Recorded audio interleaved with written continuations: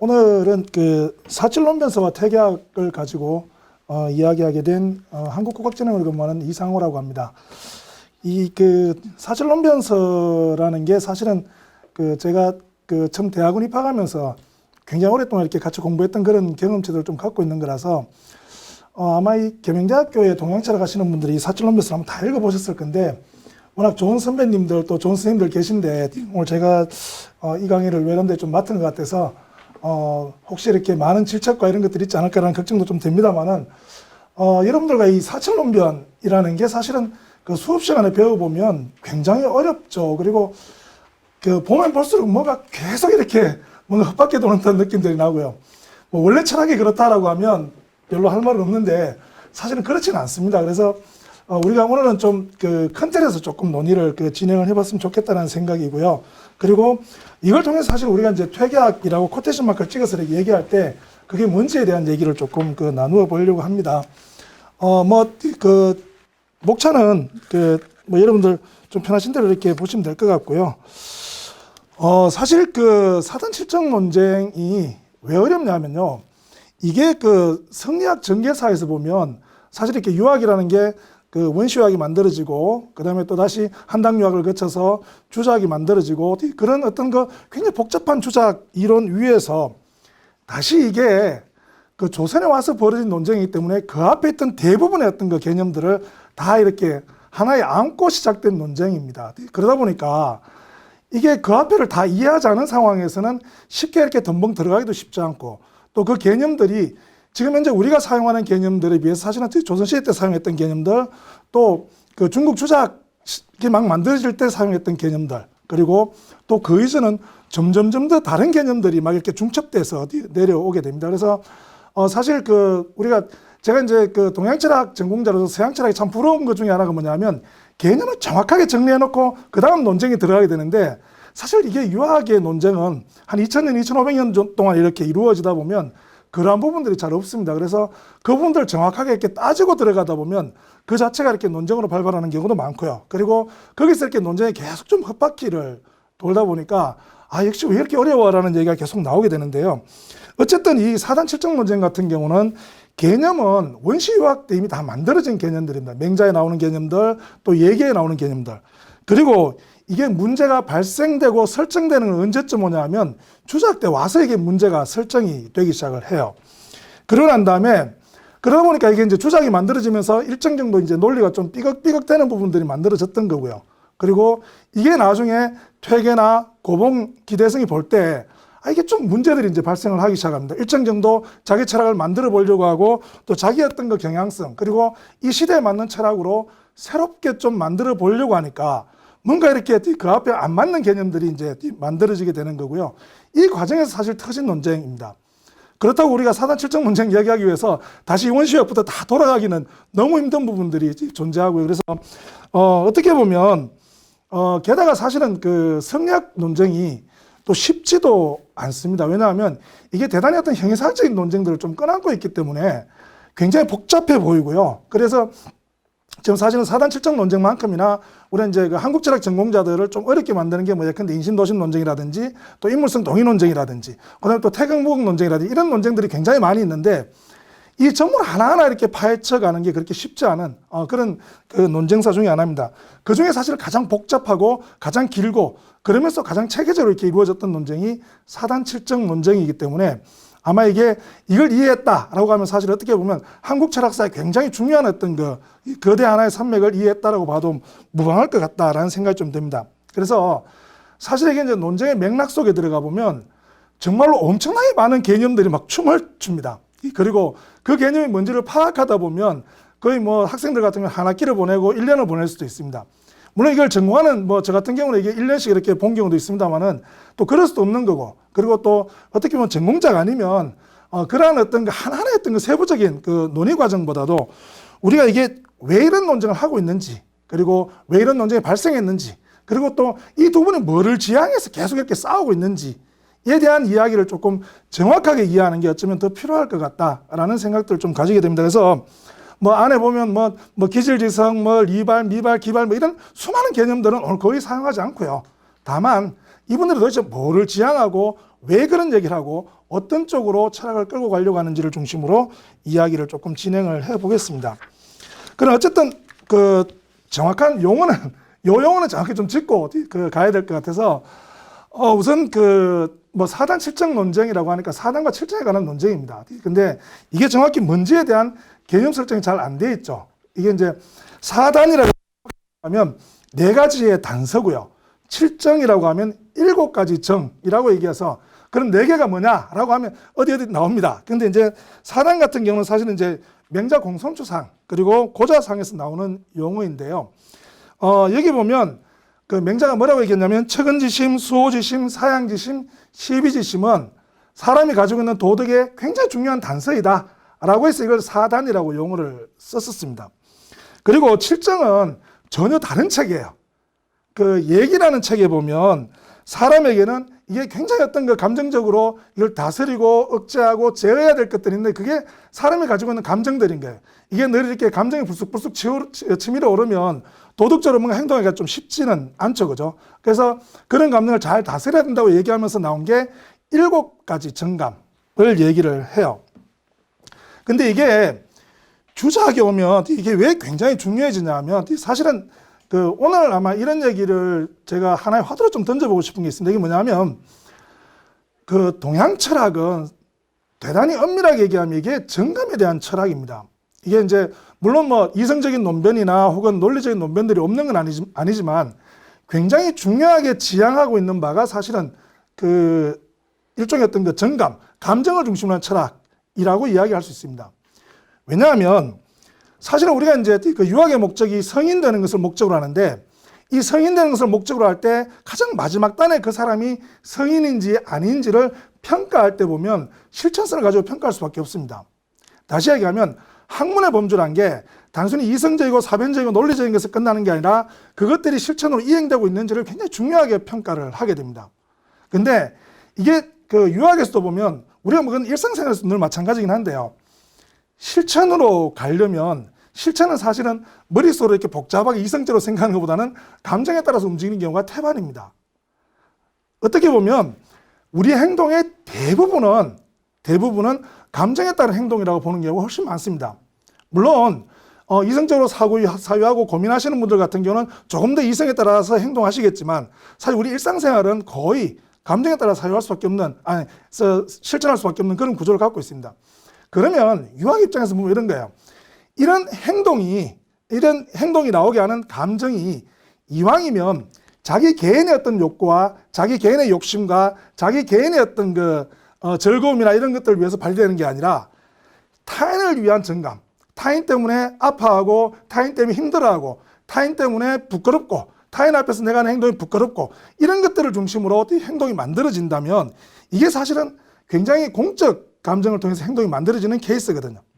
그래서 주자학은 사단과 칠정을 사실은 뭘로 설정하냐 하면 사단이라는 것은 타인으로 인해서 내가 갖게 되는 감정을 얘기해요. 다시 얘기하면 공적 정감이라고 제가 보통 코테이션 마크 찍어 사용하기도 하는데요. 이 공적 정감이라는 게 뭐냐면 이게 이제 척은지심 같은 경우 이래요. 다른 사람이 너무너무 힘들고 아파하는 것들을 보면서 내가 아픈 단계입니다.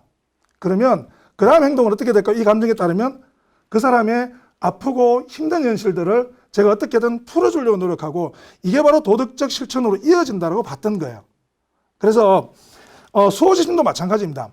타인 앞에 나의 행동을 부끄럽게 하지 않는 것들이에요. 그리고 사행지심 같은 경우도 남들이 이렇게 어떤 호의나 이런 걸 베풀 때 일단 괜찮습니다라고 하고 보는 이런 마음이 예의와 이런 것들을 만들어냈다고 봤던 겁니다. 그리고 시비지심 같은 경우도 마찬가지인데요. 우리가 사실은 도덕적인 어떤 싸움 같은 경우는 이걸 굳이 공부해서 할 수 있는 게 아니라는 얘기예요. 그냥 딱 보면 안다라고 생각했던 이런 것들이 우리가 사단이라고 얘기하는데 이 사단은 다시 얘기하면 타인으로 인해서 내가 갖게 되는 일정 정도의 공적 정감입니다. 근데 칠정이라는 것은 어떤 정감을 얘기하냐면 사람이 가지고 있는 얘기에서 일반적 정감을 그냥 얘기하는 거예요. 여기에는 사역도 있을 수 있고 공적 정감도 있을 수 있고 사적 어떤 욕심에 의해서 만들어지는 정감도 있을 수 있는 겁니다. 근데 유학은 이러한 칠정이 발현될 때, 이러한 정감이 발현될 때 그 정감을 어떤 방식으로 만들고 싶었냐 하면 항상 타인 때문에 발현되는 공적 정감으로 만들고 싶어 했던 게 유학의 가장 중요한 목표였다라고 봐도 무난할 것 같습니다. 근데 사실은 우리의 감정이라는 건 보면 그 자기 생존 본능 때문에 만들어진 거기도 하고요. 그리고 우리의 감정이 움직이는 걸 보면 순자 같은 경우는 이렇게 딱 껴놓고 얘기하죠. 뭐 앉으면 눕고 싶고 누우면 자고 싶은 게 사람의 어떤 감정인데, 이런 감정을 어떤 방식으로 땡겨와야 되냐 하면 다른 사람이 있으면 아무리 눕고 싶어도 그 사람을 기쁘게 하기 위한 자기 감정으로 만들어내는 것들, 이런 것들입니다. 그래서 예를 들면 이런 방식이라고 보시면 될 것 같아요. 예를 들어서 제가 돈이 되게 많아 보이는지 어떤지 모르겠는데, 만약에 저 같은 사람이 이렇게 길을 가고 있는데 그 선생님이 이렇게 누가 뒤에서 이렇게 이 강의를 듣는 여러분이 뒤에 따라온다고 생각하는데, 생각을 해보면 제가 이렇게 가다가 뭘 이렇게 꺼내다가 지갑을 툭 떨어뜨리고 가요. 지갑을 툭 떨어뜨리고 가면 저는 모르고 그냥 지나가 버리면 그 뒤에 따라오는 분들의 감정은 어떤 감정일까요? 한 90%는 땡 잡았다가 되겠죠, 그죠? 그때 기뻐해가 작동되면 이건 뭐예요? 누구 때문에 작동되는 감정이에요? 자기 때문에 작동되는 감정이죠. 내가 좋은 걸 생각하니까 내가 되게 기쁜 거예요. 근데 사실은 굉장히 뭐 10명 중에 1명 혹은 100명 중에 한두 명은 어떤 생각을 갖냐면, 저 사람이 집에 가서 저걸 잃어버렸을 걸 깨닫는 순간 아파할까, 안타까워할 걸 생각하면 나도 어떤 거예요? 안타까워하는 마음을 갖게 되는. 그래서 우리가 어떤 사안이 벌어졌을 때 유학은 자기가 가지고 있는 자기 때문에 기뻐하는 사욕의 감정이 아니라 어떤 감정이 늘 발현되도록 만들어야 된다? 늘 그 사람 때문에 아픈 공적 정감을 만들어내는 것. 이게 사실은 유학이 지향했던 가장 중요한 목표였고요. 우리가 수양이라고 얘기하면 바로 이 부분에 대한 수양들이어야 되는 거예요.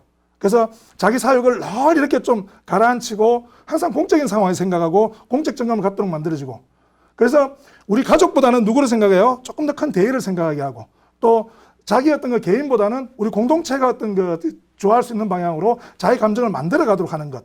이것들이 곧 공적 실천 혹은 도덕적 실천을 만들어냈다고 봤던 거고요. 그러면서 보면 이 사단 실천은 굉장히 중요한 부분이 뭐냐면, 유학은 개인이 가지고 있는 아주 일상적 정감 속에 그 정감이 항상 뭘로 발현되도록 공적 정감이 되도록 만들어야 된다 생각을 했었고요. 그리고 그걸 향한 어떤 모든 어떤 그 수양이나 이런 것들이 맞추어져 있다고 보시면 될 것 같아요. 그래서 사실은 우리가 이제 제가 뭐 이 정감의 철학이다라고 얘기해서 서양 철학에 말하는 이성과 감정이 이렇게 딱 대립되어 있는 과정에서의 정감 철학을 말씀드리는 건 아니고요. 다만 유학의 목표로 하는 것은 항상 도덕 감정, 공적 감정을 만들어내도록 자기를 수양해가는 과정.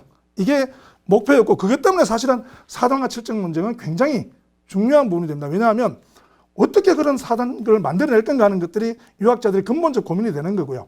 이 부분들에 대해서는 결국은 마음이 어떤 구조가 되어 있는지, 우주가 어떤 구조가 되어 있는지를 통해서 사실은 최종적으로는 어떤 방식으로 수행할 것인가를 만들어가는 이러한 과정의 어떤 그 철학에서 사단과 칠정 문제가 굉장히 중요해졌다라는 말씀을 꼭 좀 드리고 싶고요. 그래서 우리가 그 사단 칠정을 좀 이해할 때 그 유학이 지향하는 어떤 사단을 향해서 우리가 칠정을 어떤 방식의 어떤 그 공적 정으로 만들까에 대한 그런 고민들 속에서 나온 이런 논쟁이다라고 좀 보시면 될 것 같습니다. 그러면 일단 그 사단 칠정 문제를 얘기하려면 지금 제가 이제 원시유학 얘기했는데요. 다시 좀 주작으로 오는 과정들을 조금 봐야 될 것 같아요. 왜냐하면 사실 이게 퇴계학과 그다음에 또 고봉의 어떤 그 이 사단 칠정 논쟁은 기본적으로 그 주작 내부 논쟁입니다. 그러다 보니까 주작에 대한 기본적인 것들을 좀 알고 있어야 이게 그 논쟁에 갖는 의미를 조금 알게 되는데요. 너무 많이 얘기하면 조금 힘들 것 같고, 어쨌든 우리가 이제 그 춘추전국 시대나 저럴 때 보면 소위 말하는 공명의 유학이 만들어지게 됩니다. 그리고 그 진나라에서 이렇게 그 중국 통일왕조가 되고 한나라에서 유학이 일정 정도 어떤 그 하나의 어떤 국가 이념으로 있었던 유학, 지배의 널로서 유학이 만들어지게 됩니다. 근데 한나라가 망하면서 거의 혼란의 시기를 한 1000년 가까이 이렇게 겪게 돼요. 그리고 난 다음에 새로운 통일왕국이 만들어지는 게 이제 당나라와 송나라 때로 넘어오는데, 이때가 되면 사실은 유학은 유학다움을 거의 다 잃어버렸다고 보시면 될 것 같습니다. 왜냐하면 원시유학이 기본적으로 지향했던 게, 유학은 기본적으로 성인들을 목적으로 한 실천 철학입니다. 근데 이게 한당 시기는 지배의 돌로가 되었다가 그 다음에 혼란의 시기를 겪으면서 그냥 이렇게 그 귀족들의 놀이문화, 사장학의 학문으로 이렇게 좀 빠져있는 이런 시기였습니다. 그러니까 어떤 그 백성들이나 혹은 민초들에게 전혀 어떤 그 인정받지 못하는 그런 그 학문으로서 이렇게 퇴락하고 있을 때쯤, 사실은 이 혼란의 시기에 불교와 도교 같은 경우는 엄청난 부흥들을 겪어나가게 됩니다. 왜냐하면 이게 전쟁이라는 게 오늘 죽을지 내일 죽을지 모르니까 불교 같은 경우는 늘 어떤 그 내세에 대한 믿음을 통해서 이렇게 자신을 던져나가는 이런 것들을 통해서 이렇게 민중들 철학으로 이렇게 자리 잡게 되고요. 또 도교 같은 경우도 비교적 어떤 일종의 어떤 평등 사상이라는 것들이 굉장히 많이 내재되어 있습니다. 그러다 보니까 이런 평등 사상을 기본으로 하다 보니까 백성들 입장에서 보면 비록 지금은 자기가 굉장히 낮은 신분이지만 이 사상 자체가 자기에게 굉장히 어떤 강력한 희망들을 주게 됩니다. 그래서 뭐 관운장이나 이런 사람들 신으로 모시는 이런 것들이 이제 백성들 사이에 완전히 어떤 걸 팽배하는, 그러면서 도교 사상도 민중들 사이에 이렇게 접어들게 되는데, 그러고 나서 새로운 통일왕조가 딱 되고 나니까 통일왕조 입장에서 보면 여러분 잘 아시는 것처럼 사실은 국가를 세울 때는 마리에서 이렇게 창을 이두르면서 세워야 되지만 국가를 지켜나가는 것은 문치로 이렇게 이행시켜야 됩니다. 왜냐하면 여기에는 여러 가지 이유들이 존재하죠. 사실은 이게 어쨌든 한번 나라를 뒤집어 봤던 사람 입장에서 보면 같이 나라를 뒤집어 봤던 사람은 자기가 또 다시 왕이 되려고 생각할 수 있을 거고요. 그러면 이 사람의 아들과 대대손손이 왜 왕이어야 되는지에 대한 지배의 논리도 만들어야 되고요. 그리고 무력을 가지고 있던 것들을 어쨌든 왕 중심으로 다 이렇게 치환시켜내야 되는 과정들, 그러니까 한번 모아야 되는 과정들을 겪습니다. 그러다 보면 당연히 우리가 2대나 3대 왕들은 숙청과 그다음에 또 이런 작업들을 하면서 동시에 지배의 논리를 만드는 작업들, 또 국가 전체의 어떤 시스템을 문치로 만드는 작업들이 이루어지는데, 그때 어떤 이데올로기가 선택되는가에 따라 사실은 그게 국교화 되는가 안 되느냐의 문제가 발생하게 됩니다.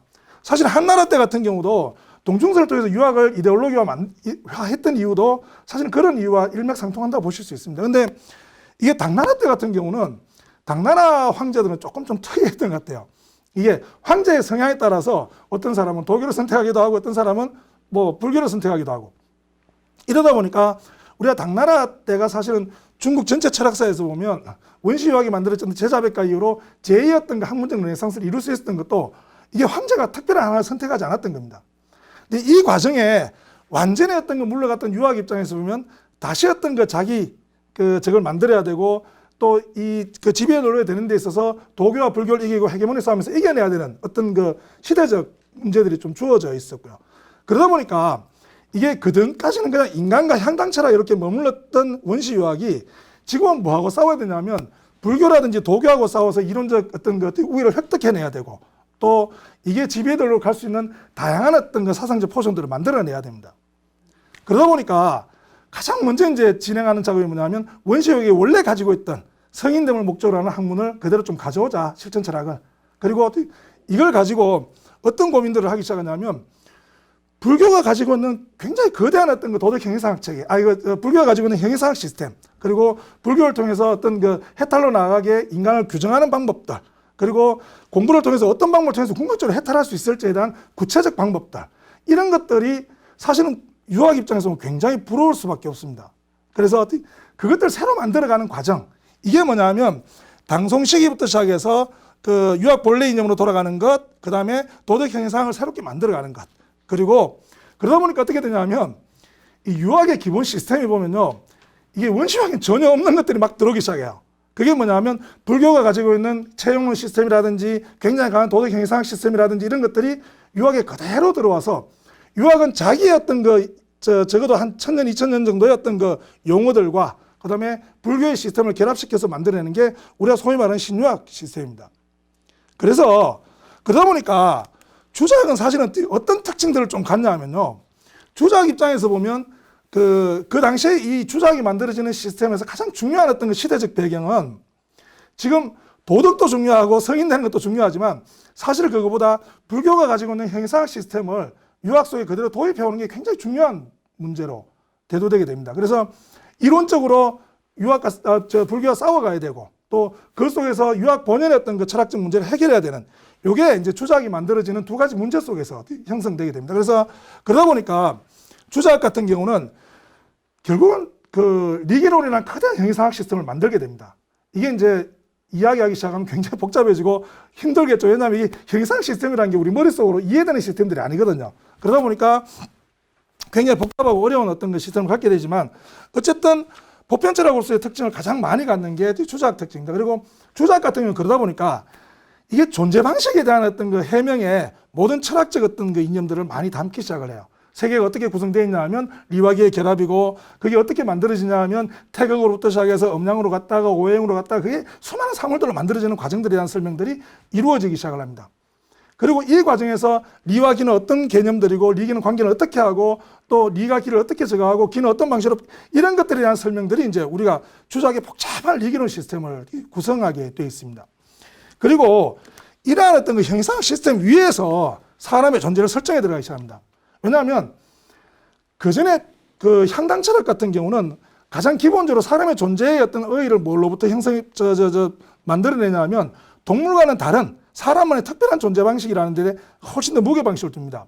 근데 주작에 오면 세계가 하나였던 보편 원리 속에 작동되기 때문에 사람도 역시 그런 보편 원리 속에 있는 존재여야 되고요. 그리고 그런 존재가 어떤 방식으로 구성되고 또 그런 어떤 사람만이 가지고 있는 사람의 이치가 뭔지에 대한 설명들이 이제 심성론 중심으로 만들어지기 시작하는데, 그 대표적인 게 모든 사물의 이치가 이렇게 리가 투여되듯이 사람에게도 리가 왔고요. 사람은 예전에 이제 리와 기의 결합이라고 보면 사람에게 떨어질 리를 가지고 뭐라고 얘기하냐면 그게 맹자에 보니까 사람의 본성이 아닐까라고 생각했던 거예요. 그래서 성이 곧 리라는 성리론들이 만들어지기 시작을 하고요. 그리고 이러한 하늘의 이치가 사람에게 본성으로 주어져 있는데 그 도덕 본성을 유학을 통해 그 본성으로 주어져 있는데 그 성을 이렇게 유학을 통해서 찾아보니까 그 성이 결국 뭐냐라고 하면 바로 도덕 본성이라는 겁니다. 인의예지 같은. 그래서 그러면 사람이 사람다우려면 어떻게 되냐면 자기에게 주어진 본성을 실현해야 되는데 그 본성이라는 게 도덕이라면 결국 도덕을 실현하고 사는 방식으로서 사람이 설정되게 됩니다. 그리고 그 도덕을 실천하는 구체적인 양상이 결국 아까 제가 말씀드렸던 것처럼 마음을 통해서 만들어진다면 이 마음의 실천을 강요하는 정과 그 다음에 또 그 순수한 어떤 그 도덕 본성으로 이치가 사람 속에 있다면 이 두 개의 관계 방식이 어떤 방식으로 될지에 대한 굉장히 복잡한 논의들이 다시 이어지기 시작합니다. 리기론만큼이나 심성론에 대한 공부가 그래서 되게 복잡해지고 이 속에서 사실은 사단과 실정 문제가 어떤 방식으로 정리되어야 될지에 대한 고민들이 만들어지게 됩니다. 그래서 어쨌든 본성을 어떤 방식으로 구현할 것인지에 대한 굉장히 복잡한 고민들, 그게 이제 우리가 심성론 구조를 만들고 있습니다. 그래서 주작은 기본적으로 존재론에 따라서 사람의 심성 구조를 형성시켜내고요. 그리고 그 심성 구조는 그 존재론적인 어떤 그 이론에 따라서 하나하나가 설명되는 방식을 취하고 있습니다. 그러다 보니까 사실 어떤 문제가 발생하냐면 사람이 보면 하늘의 이치도 있고 또 그다음에 그걸 실현해야 되는 사람의 마음의 담지자도 존재하는 거예요. 그러면 요학이 볼 때, 주작이 볼 때, 주의가 볼 때 이게 그냥 무조건 실천한다고 될 문제는 아니라는 거예요. 하늘의 이치를 좀 정확하게 먼저 아는 게 좀 필요할 것 같다라는 생각들을 좀 하게 되고요. 그리고 알고 난다고 해서 행동을 안 하면 곤란하니까 그런 행동의 담지자가 되는 마음을 다시 행동할 수 있는 어떤 것들이 마음으로 계속 바꾸어가는 두 가지 공부 단계를 이야기할 수밖에 없는 구조를 갖게 돼요.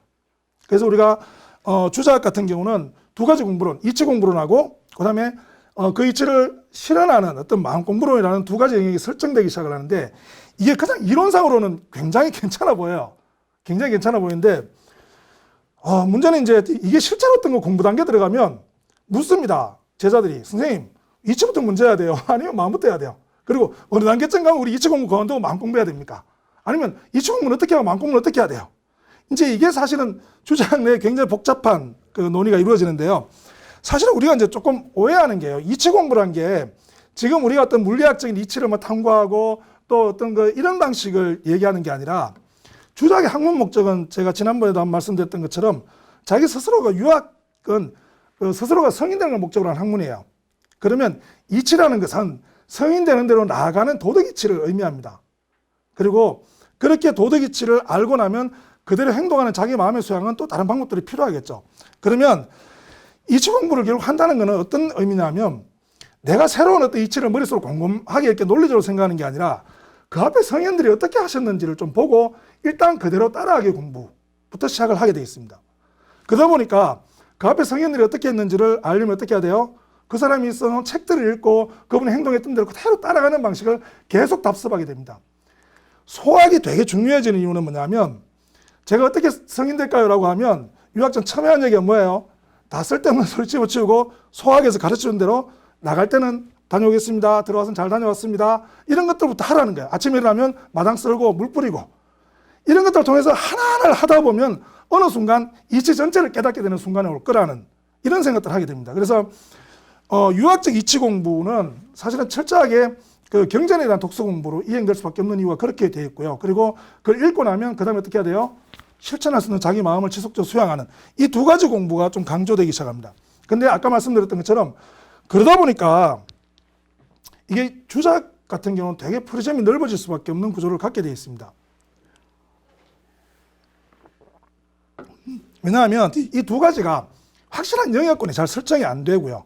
또 이게 선생님은 이 두 가지가 항상 뭐하고 똑같다고 얘기하냐면 수레의 두 바퀴와 뭐 새의 두 날개와 같이 둘 다 중요하다고 얘기하지만 제자들 입장에서 보면 꼭 그럴 수 있잖아요.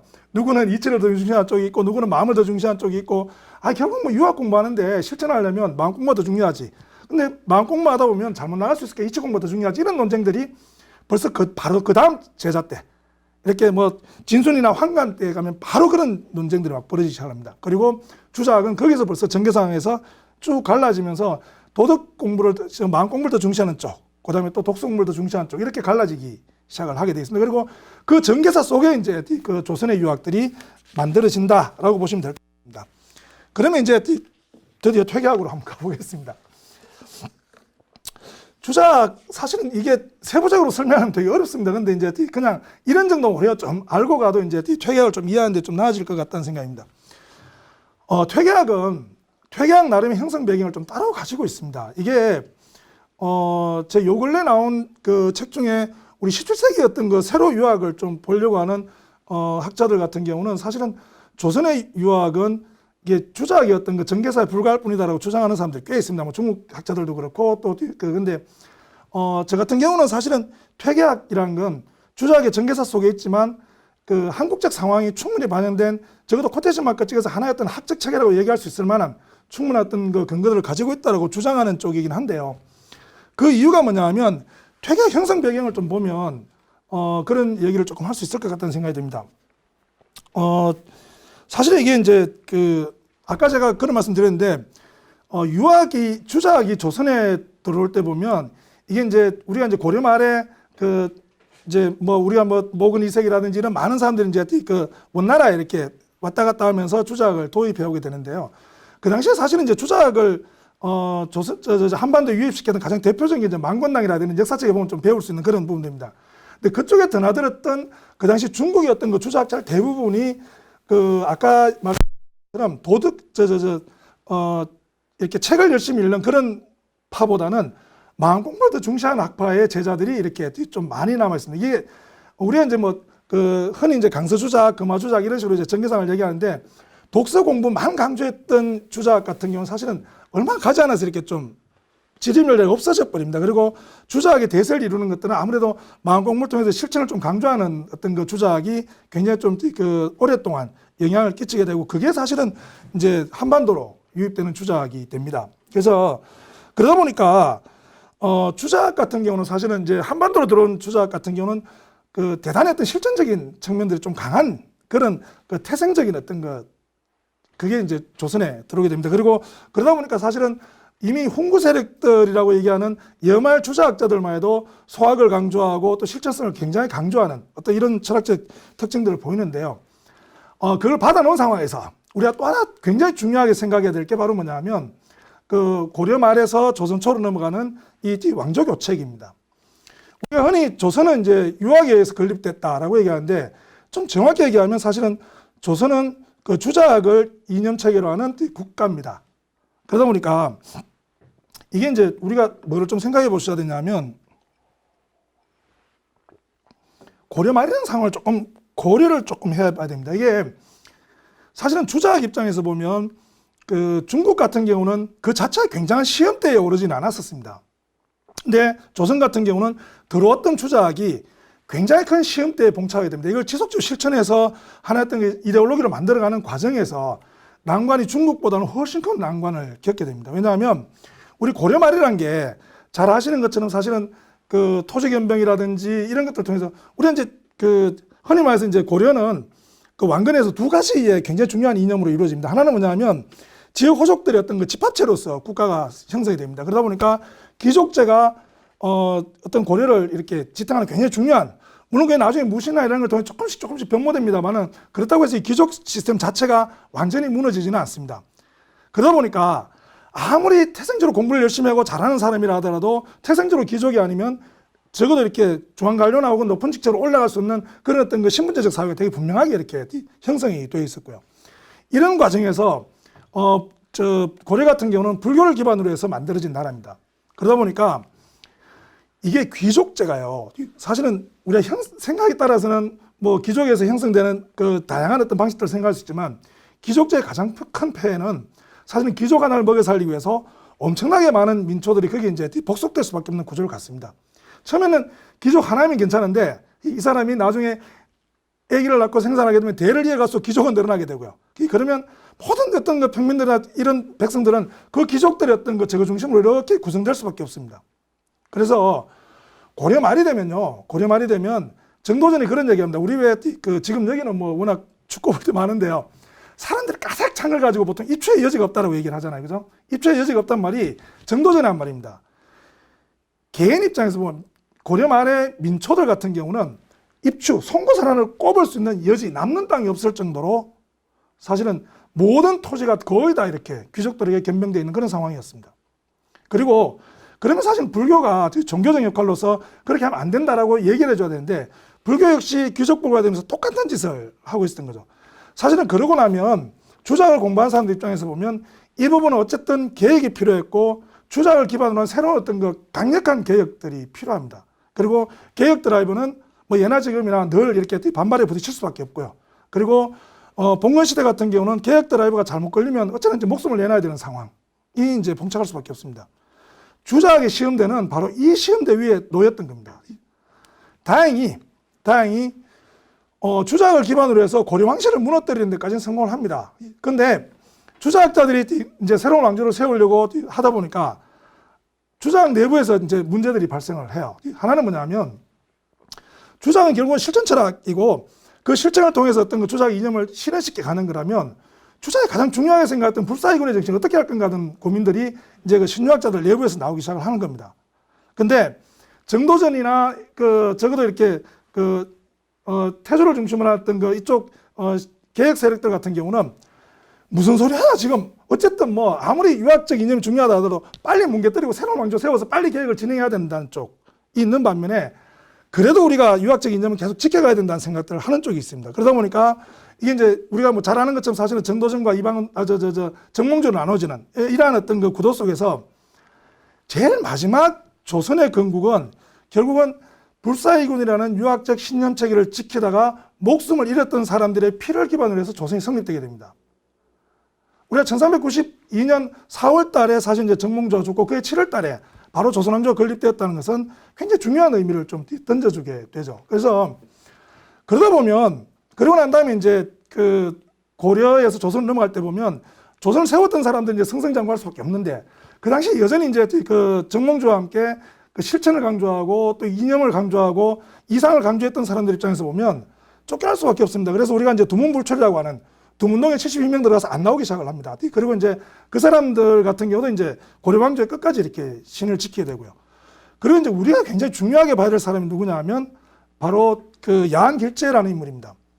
정몽주가 죽음으로써 자기의 절의를 지켰다면 야한은 더 이상 이렇게 조선왕조에 출세하지 않는 방법으로 자기 절기를 지킵니다. 그래서 이제 어떻게 하냐면 우리가 가깝죠. 이 금오산에 내려와서 구미에 있는 금오산까지 내려옵니다. 그러면 이제 금오산에 내려와서 자기 어떤 그 일종의 배기 숙제를 본받아서 나도 풀 뜯어먹고 살겠다 라고 해서 이렇게 조그만한 적을 하나 세우고 거기서 이제 제자들을 가르치기 시작을 합니다.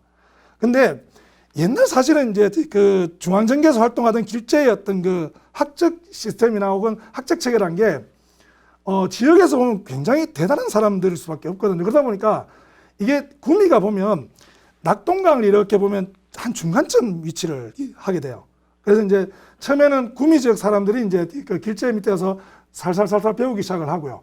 2대 제자쯤 되면 이게 이제 옛날 같으면 강이 주로 고속도로 역할을 하지 않습니까? 그래서 안동에서도 배 타고 내려오기 시작을 하고 저 밀양에서 배 타기 시작하고 그다음에 그러면서 이제 영남 전체가 이렇게 그 제자들로 넘쳐나기 시작을 합니다. 근데 여기서 이 사람들이 뭘 배웠을까요? 그게 바로 뭐냐 하면 이게 그 훈구 세력들처럼 나라를 뒤집어 뻗던 이 세력이 아니라 야한길제와 정몽주의 이념을 기반으로 하는 이 사상체계를 야한이 가르쳤을 거고요. 그리고 그러한 어떤 그 저리와 실천을 강조하는 이러한 사람들이 1대, 2대, 3대가 형성되기 시작하면서 약 한 100년쯤 지나면서 선비들이 어느 만큼 많아지냐면 수풀을 이룰 정도가 됩니다. 그게 우리가 초기의 영남사림이라고 얘기하는 사람들입니다. 그래서 영남사림은 낙동강을 중심으로 해서 형성이 되고요. 그리고 그 사람들의 가장 중요한 어떤 그 이념은 결국은 유학적 이념을 실천을 통해서 지켜가려고 하는 사람들에 대한 저리정신이 만들어지기 시작합니다. 그리고 약 한 100년쯤 지나고 나면 정몽주와 그다음에 그 아까 정도전의 후예들이 다시 한 번 더 2차전을 붙게 됩니다. 왜냐하면 한 100년쯤 오고 나면 이제 살림 세력들이 형성이 되고 시작을 하고 이 사람들 같은 경우도 유학적 이념을 새롭게 어떤 그 전개시켜 가는 방법을 한 게 결국은 정계 진출해서 왕도 정치를 실현하는 방법밖에 없었습니다. 그러다 보니까 이네들이 왕도 정치 실현을 목적으로 해서 그 다음에 그때 또 특히 하필이면 훈구 세력들 역시 한 100년쯤 이렇게 세력을 갖고 있다 보면 이게 썩기 시작을 합니다. 그래서 그 당시 기록에 보면 강릉 같은 경우도 결국은 토지 겸병이 이루어져서 한 6명의 강릉 땅을 다 갖고 있을 정도로 이렇게 어떤 것이 썩기 시작을 하고요. 그러다 보니까 이제 그 당시 이제 중앙의 왕 입장에서 보면 새로운 정치 세력도 필요하고 이 계획도 필요해지고 이런 과정에서 이제 그 지역의 살인들을 하나둘씩 이렇게 올려오기 시작합니다. 근데 붙고 나면 당연히 전쟁으로 가겠죠. 그래서 한 4번의 엄청난 사화가 발생을 하게 됩니다. 근데 보면 이런 사화 과정에서도 사실은 엄청나게 어떤 그 실천 철학을 진행하고 또 그걸 유지하려고 했던 사람들이 사화 과정에서 죽고 이런 과정들을 거치게 됩니다. 그리고 나가지 않는 사람들은 내부적으로 이론적인 어떤 그 깊이들이 깊어지고요. 이런 걸 통해서 보면 결국은 퇴계학이 형성될 때쯤 보면 퇴계는 마지막 사화기를 살았습니다. 그리고 자기 형도 마지막 사화에서 희생당했던 인물입니다. 퇴계가 볼 때 주의나 공자나 맹자나 이런 분보다 어떻게 보면 더 중요한 분들은 뭐냐면 바로 유학적 실천을 위해서 정말로 초계와 같이 목숨을 버렸던 이 사람들이야말로 어떻게 보면 지금 우리 시대 때 훨씬 더 중요한 사람, 그리고 이런 사람이야말로 반드시 추앙받아야 되고 이런 사람이야말로 어떻게든 그 다음 유학자라면 이런 사람을 길러내야 된다는 생각들을 할 수밖에 없는 구조를 갖게 되어 있습니다. 퇴계학은 다시 말씀드리면 2가지 배경을 갖고 있습니다. 하나는 원래 심학과 실천 철학적인 성격이 강한 주작이 들어왔고요. 그 과정에서 정몽주의 죽음, 길제의 어떤 그 절이, 그리고 사화 과정을 통해서 그 많은 어떤 그 왕도 정치 실현하기 위해서 유학적 이념을 실현하기 위해서 죽어갔던 사람들, 그 유산을 그대로 안고 퇴계학이 만들어지게 됩니다. 그래서 보면 퇴계의 문제의식은 되게 간단합니다. 사화에서 생성된 인물들의 실천성을 우리가 어떤 방식으로 확보해낼 건가 하는 문제예요. 이거는 뭐냐면 그분들을 어떤 방식으로 성인으로 추앙하고 그분들의 삶의 태자들을 그 다음 세대가 본받도록 할 건가 하는 고민들입니다. 그리고 또 하나는 뭐냐면 그렇게 목숨을 걸고 실천했던 이러한 실천력이 결국은 그 실천성을 계속 확보하면서 악을 지속적으로 누릴 수 있는 방법들이 도대체 뭐가 있을까? 이 고민입니다. 그리고 희생된 인물들을 메모리얼하고 그러한 실천성을 가진 후학들을 어떤 방식으로 길러낼 건가 하는 것들이 이왕의 가장 큰 고민이었습니다. 그러다 보니까 사단 7정론은요, 선이 악을 통제할 수 있는 이론 구조를 어떻게든 만들어내고 싶었던 겁니다. 이게 그 앞에 주작하고 맞든 안 맞든 떠나서 어쨌든 사단이 7정을 지속적으로 통제하면서 그 늘 사람의 마음이 사단이 움직일 수 있는 이론적 구조를 주작 내에서 어떻게든 확보하려고 했던 게 되게 가장 중요한 문제의식 중에 하나였습니다. 그래서 선악이라든지 실천성이 강조되는 이론 체계를 만들 수밖에 없고요. 우리가 이런 면에서 퇴계의 관심은 존재론이 있지 않다. 철저하게 마음과 실천에 가했다고 해서 우리가 이제 심학과 경향이라고 제가 말씀을 드릴 수 있을 것 같고요. 그리고 신경부조가 강조되는 이유도 아마 마찬가지입니다. 결국은 바로 실천 가능한 경을 지속적으로 확보하기 위한 이론들을 신경부조를 통해서 확보해내기 시작합니다. 이거는 뭐냐 하면 주자서 저를 통해서 퇴계가 공부했던 것들은 철저하게 경중심했던 편지나 경중심의 생각들을 읽어내기 시작합니다. 주위로부터. 그리고 그 속에 특히 신경부조 속에 들어있는 존덕성 제명자의 그 경공부로는 퇴계를 신경부조에 완전히 매혹되게 만들어버립니다. 그리고 평생 그걸 가지고 가져가야 됩니다. 이러한 어떤 그 이론적 영역이 우리가 코테이션 마크를 찍어서 퇴계학이라고 할 수 있는 영역의 어떤 그 설정 배경이 되고요. 그리고 우리가 여기서는 이제 뭐 아마 이론책에서는 얘기하지 않는데 퇴계에 굉장히 중요한 게 바로 서원부흥운동입니다. 왜 하냐면 희생된 인물들을 기억하고 그러한 실천서를 가지고 있는 도학자를 길러내야 됩니다. 그러다 보니까 돌아가신 분들을 배양하고 메모리얼하는 기능, 그리고 그분의 이념대로 가르치려고 하는, 그래서 그 서원들 같은 경우는 향교와 달리 실천과 도학 전당이라고 하는 그 조선의 어떤 그 유학 이념들이 서원 이념들이 만들어지게 됩니다. 그래서 참고로요, 재작년에 그 한국의 서원이 유네스코 세계유산 등재가 되었습니다.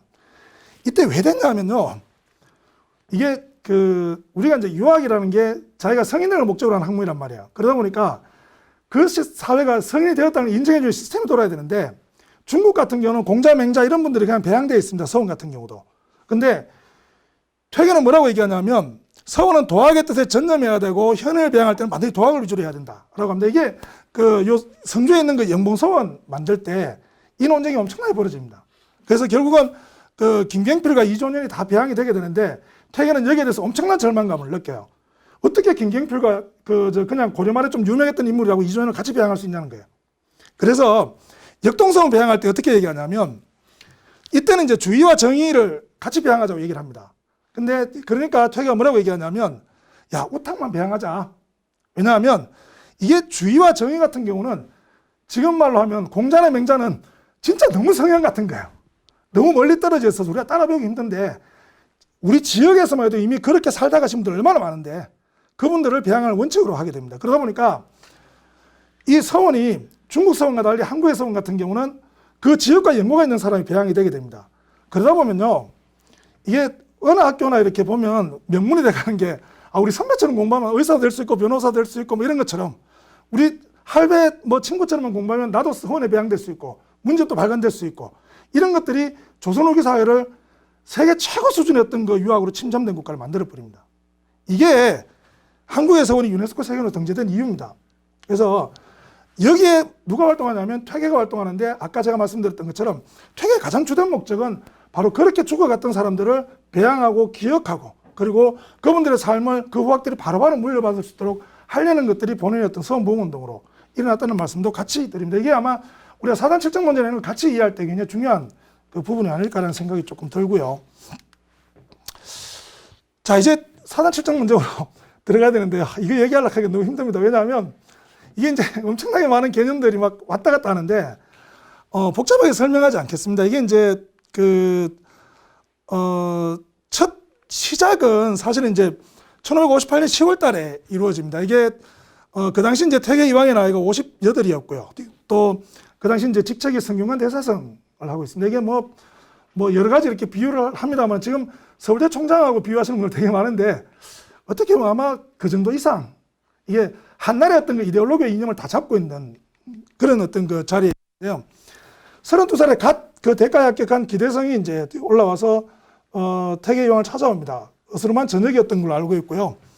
아마 그 전에 퇴계 이황이 정지훈이라는 사람이 쓴 천명도설이라는 책을 감수하면서 그 주의가 쓴 이 선안정감이라는 것은 그야말로 이치가 그대로 발현된 것이고 칠정은 기가 그대로 발현된 것이다라고 이렇게 고쳐준 걸 가지고 기대성이 와서 문제 삼습니다. 선생님, 이게 그러면 사단이라는 것도 사실 정의잖아요. 그죠? 그러니까 리기론 시스템에 보면 이게 기에 불과하단 말입니다. 그리고 칠정도 정의인데 사단과 칠정이 그럼 각기 다른 정의입니까? 이제 문제는 이렇게 시작을 하게 됩니다. 그래서 1559년 1월 5일에 이제 이황이 그 얘기를 듣고 자기 생각을 조금 다시 재정리해서 보내기 시작을 합니다. 그러면서 전체 이제 논쟁이 한 9년여에 벌어지는데요. 사실 이게 이제 그 우리 제목에 4가지 사건의 저술이라 그러니까 이게 이제 사칠 논면서가 저술이 따로 있는 것처럼 보이는데 그렇지는 않습니다. 이게 이제 사칠 논면서는 저술이 따로 있는 건 아니고요. 왔다 갔다 한 편집글들로 이루어져 있고 요거를 사실은 고봉기대성이 고봉집을 이렇게 편찬하면서 따로 이렇게 좀 양선생 그 사칠리기 왕복서라 모아놓은 게 가장 지금 전범으로 좀 남아있고요. 그 외에도 퇴계문집이나 고봉문집을 따로따로 조금씩 뒤져보면 그 외에 약간씩 왔다 갔다 하는 논면들도 좀 있습니다. 그래서 학자들 같은 경우는 결국은 논면서나 다른 어떤 그 책이 하나 있는 게 아니라 전적으로 편집글들을 보면서 이렇게 좀 반화가 되는 그런 문제가 있습니다. 어쨌든 그렇게 해서 이제 벌어지는데요. 논쟁을 간단히 정리하면 이렇습니다. 아까 이제 제가 논쟁 시작은 말씀드렸던 것처럼 4단을 네가 바란 것, 7층은 기가 바란 것이라는 입장을 이제 1월 달에 자기가 가만히 생각해보면 너무 좀 심하거든요. 특히 이치는 원래 주장 내에서 존재론적으로 설명하면 원론은 가만히 있어야 되고 거기에 드러나는 방식들이 기로 드러나는 거거든요. 그러니까 예를 들어 우리가 이제 책상이라는 이치는 무언가를 놓을 수 있는 것이고요. 그걸 가지고 뭐 나무로 만들면 나무 책상이 되는 거고, 그 다음에 또 쇠로 만들면 쇠 책상이 되는 거고, 이런 방식의 어떤 그 구조결합을 보통 설명하는 방식입니다. 그러다 보니까 이치라는 것은 그 자체의 운동, 움직임, 그 자체의 어떤 그 통제나 제어 능력 이런 것들이 갖고 있는 게 아니고요. 그냥 그거는 원리로서 그대로 존재하는 거고, 그게 어떤 드러나는 모든 양상은 기라고 생각했던 게 주장이 아주 일반론인데, 바란다고 하니까 조금 뭐가 좀 문제가 있는 것 같습니다. 그래서 이제 뭐라고 얘기하냐면, 4단은 사람이 가지고 있는 순수한 이치가 그대로 정감으로 바란 것이니까 하지 않음이 없고, 7정이라는 것은 이게 이제 그 뒤에다가 기도 같이 좀 겸하니까 선도 있고 악도 있다 이렇게 소정해서 보내는데, 이 말만 갖고 우리 당장 논리학하시는 분들 그래도 별거 없네라고 생각했을 겁니다. 그래서 고봉기 대해서 그대로 그 다음 편지가 날라들기 시작합니다. 왜냐하면 그렇다고 해도 4단이 뭐 그 순수한 리가 바란다고 얘기 안 한 건 아니지 않느냐라는 얘기부터 시작을 하게 됩니다. 그래서 이제 1559년 3월 달에 그 이왕이 이제 일서를 보내니까 거기에 대해서 이제 기대성이 1559년 3월 달에 편지를 받아보게 됩니다. 그래서 원래 이제 1월 달에 보낸 편지를 받아서 1559년 3월 달에 기대성이 편지를 쓰기 시작을 해요. 근데 이때부터는 정말로 장문의 편지들입니다. 그리고 조목조목 이렇게 그 문목들로 이루어져 있는데 굉장히 복잡한 어떤 논쟁들이 좀 많은데, 결국은 좀 정리하면 이렇습니다. 4단이 순수한 어떤 그 선한 감정인 건 동의하겠다. 그리고 그게 이치가 그대로 정감으로 나온 것들은 동의하겠습니다. 그런데 그렇다고 해서 그거를 사람이 가지고 있는 일반적 정감인 7정과는 전혀 마치 다른 정감인 것처럼, 마치 사람의 마음의 정이란 게 일반 정감도 있고 선한 정감도 있는 것처럼 이렇게 떼서 보는 것은 곤란하지 않겠습니까? 라는 게 요지입니다. 그 다음에 그러다 보니까 4단과 7정이 마치 다른 정인 것을 대대시키는 것은 문제다 라고 하니까, 그 다음에 문제가 뭐냐면, 그러고 나니까 선생님이 보니까 4단과 7정을 이렇게 나누어 보면서 이렇게 붙어 있어야 될 리와기도 너무 나누어 보시대요. 이렇게 된 겁니다. 그래서 이게 우리가 존재론적으로 리와기를 너무 이렇게 나누어 보면 마치 전혀 다른 어떤 사물인 것처럼 얘기하면 그것도 곤란하지 않습니까? 그리고 기 없이 리 좋은 척 왜 바랍니까? 이제 이런 문제 제기들이 이제 이루어지기 시작을 합니다. 그러니까 이제 이왕은 굉장히 이제 궁색해지는 그 저기에 처하게 되는데요. 그럼에도 불구하고 이왕은 다시 이야기하고 싶은 게 뭐냐면, 그래 맞다. 4단과 7정이 정이라는 것은 다 동의가 되는데, 그렇다고 하더라도 4단은 우리가 이름이 따로 있는 거 아니냐. 이름이 따로 있단 말은 거기는 뭔가 이렇게 그 선한 것만 우리가 좀 가려서 얘기하는 거고, 이거는 그냥 일반 정감을 얘기하는데, 그 원료를 따져보면 야는 이치로부터 이렇게 나온 거고 야는 기로부터 이렇게 나온 거라고 봐야 되는 거 아니냐라는 반박들을 하게 됩니다. 그리고 리와기가 네 말대로 딱 붙어 있는 것만 아니다. 그게 딱 붙어 있으면 같은 사물이지. 그래서 떼줘야 되는 거 아니냐. 일정 정도는. 그러니까 원칙은 사실은 이제 주작의 원칙은 리기는 붙어 있지도 않고 떨어지지도 않다는 게 원칙입니다. 근데 이제 실제로 이제 고봉이 너무 이렇게 나누어 본다고 비판하니까 퇴계는 뭐라고 얘기하냐면, 야, 니는 너무 붙어 있다고 보는 거 아니냐, 좀 떼서 봐야 되는 거 아니냐라는 그 관점으로 문제 제기를 하게 됩니다. 근데 이 과정이 제가 이제 좀 이따 다시 설명드리겠습니다만은, 이런 과정을 통해서 이제 일서가 정리가 되고요. 이렇게 되니까 이제 고봉의 이서가 날라들기 시작하는데, 고봉의 이서를 받아든 퇴계의 그 처음에 주위의 제자들한테 보낸 반응은 엄청난 반응입니다. 우와, 이렇게 장문의 편지를 완전히 무슨 뭐 저거 하듯이 막 이렇게 이제 그 감탄하고 또 뭐 이런 짓까지 하냐라는 생각을 할 만큼 아마 하셨던 것 같아요. 그래서 이제 그런 어떤 그 비판들을 이제 제자로 공유할 정도인데, 논 4단 7정서를 아예 책으로 묶어서 조목조목 비판해서 보내버립니다. 고봉이. 그 다음에 그러면서 이제 그 안에 있는 내용들을 보면 사실 이제 그 퇴계가 보냈던 주자료 4.7서나 이런 것들은 퇴계의 입장과는 좀 근본적으로 또 다른 겁니다. 자기가 해석해 보니까. 그 이제 그 퇴계가 이제 4단 리지발 7정 기지발이라는 이 문맥을 어디 가서 좀 찾아서 보냅니다. 그 논쟁 과정에서. 잘 찾아서 보냈는데 선생님 그거 아닌데요? 라고 비판하는 겁니다. 그래서 그 뒤에 다 읽어보세요. 그게 아니고요. 라고 하면서 실제로는 7정밖에 따로 사단이 있는 것은 아니다는 입장을 계속 강조하게 됩니다. 그리고 그러다 보니까 이제 선한정감이 바로 사단인 거지 7정의 일반 정감 중에 우리가 선한정감을 사단이라고 하고 그냥 그 속엔 다 이렇게 전체를 엮어서는 그냥 7정이라고 얘기하는 거 아닙니까? 라고 얘기를 하는 겁니다. 그 다음에 여전히 이제 이황의 입장이 사단과 7정을 대대시키고 리기를 대대시킨다라고 비판합니다.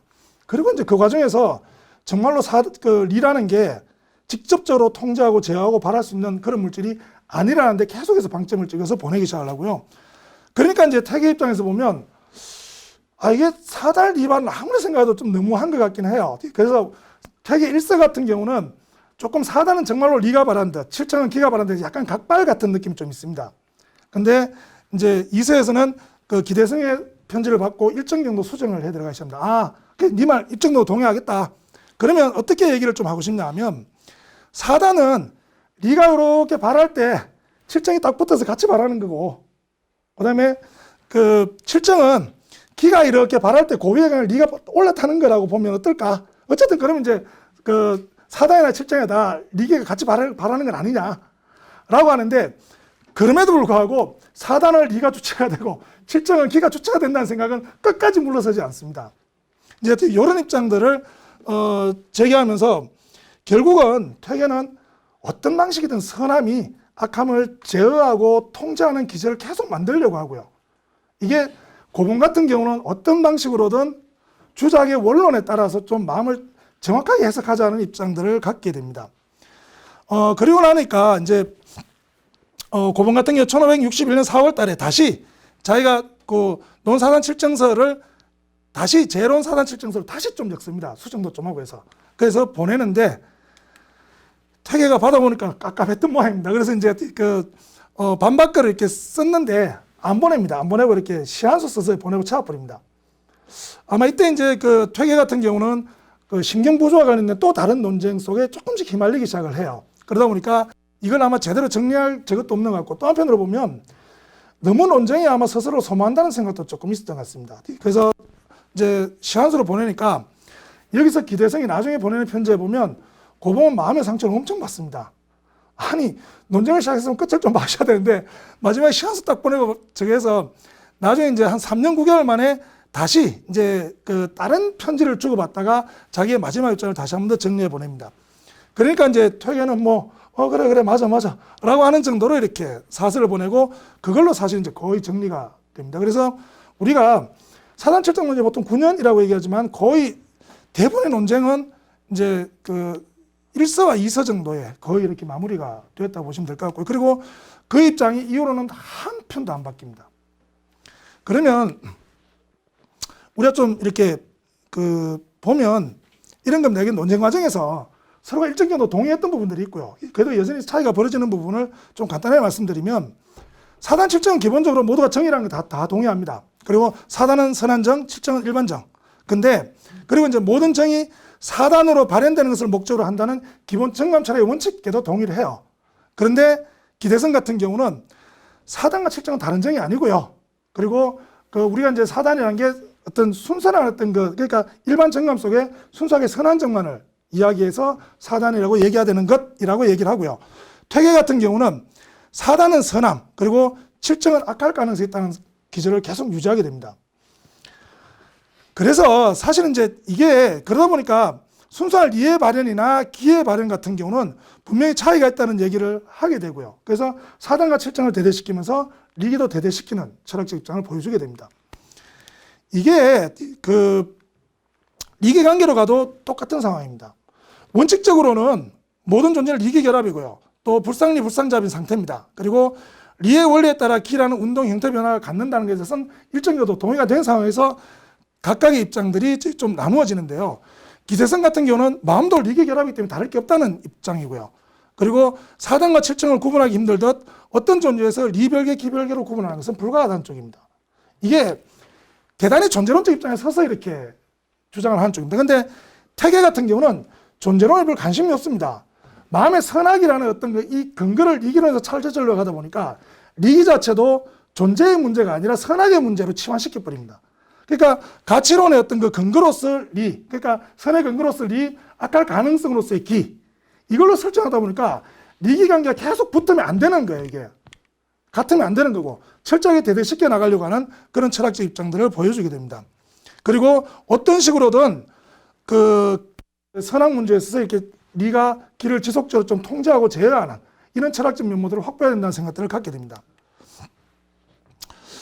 그래서 제가 이제 뭐 기대성 같은 경우는 한마디로 얘기하면 주작을 정확하게 이해하고 이걸 공부론에 적용해냈던 그런 그 사람이었다. 우리가 이렇게 정리할 수 있을 것 같고요. 관점은 우리가 이제 퇴계학에 가 있기 때문에요. 퇴계학 같은 경우는 이게 이 논변을 사실은 퇴계가 진행했던 가장 중요한 목적은 한마디로 말씀드리면 사람의 마음속에 있는 선과 악을 명시적으로 좀 구분했으면 좋겠다는 겁니다. 그리고 선을 확보하고 악을 제거하기 위한 목적이 있습니다. 그리고 관심 영역이 사람의 도덕적 행위에 집중되면서 리기론 같은 경우는 이 존재론을 그냥 요청적 개념으로 설정해 버립니다. 거기에 대한 어떤 그 세부적인 논쟁이나 세부적인 관심이 가 있지는 않습니다. 그래서 선악을 철저하게 다른 존재로 구분하고 선이 악을 직접 제거할 수 있는 이론적 기반을 어쨌든 주장 내에서 만들려고 했던 게 퇴계학이었다고 보시면 될 것 같습니다. 그러다 보니까 아까 말씀드렸던 것처럼 리기는 선과학에 근거되기 때문에 대대관계이기도 하고요. 그리고 불상잡에 무게중심을 둘 수밖에 없는 그런 구조를 갖고 있습니다.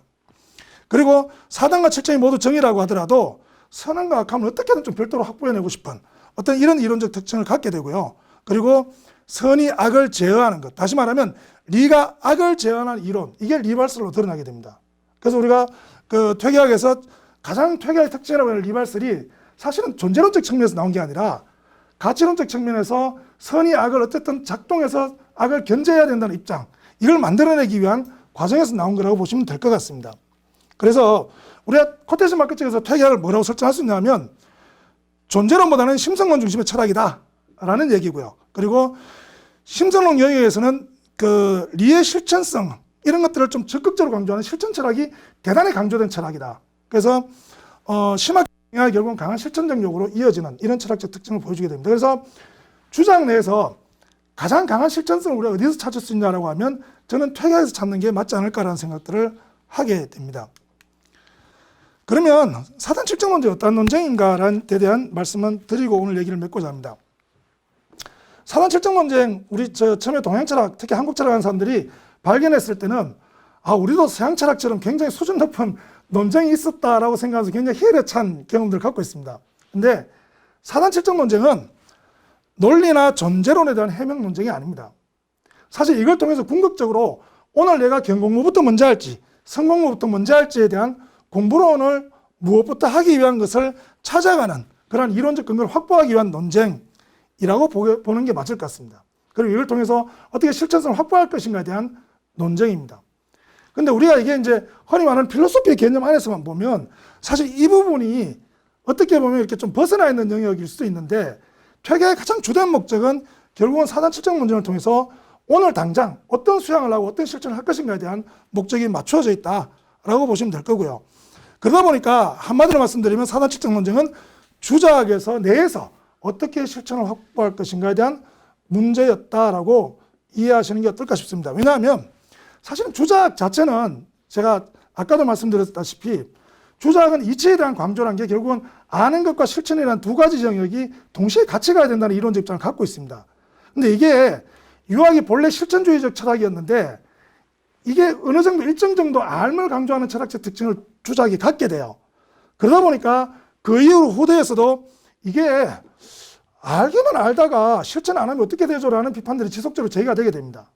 그리고 이게 주작이 하나였던 그 지배되려고 되고 또 국학이 되고 이런 과정을 통해서 대부분 이론 공부로 막 이렇게 침전되는 경향들을 겪게 됩니다.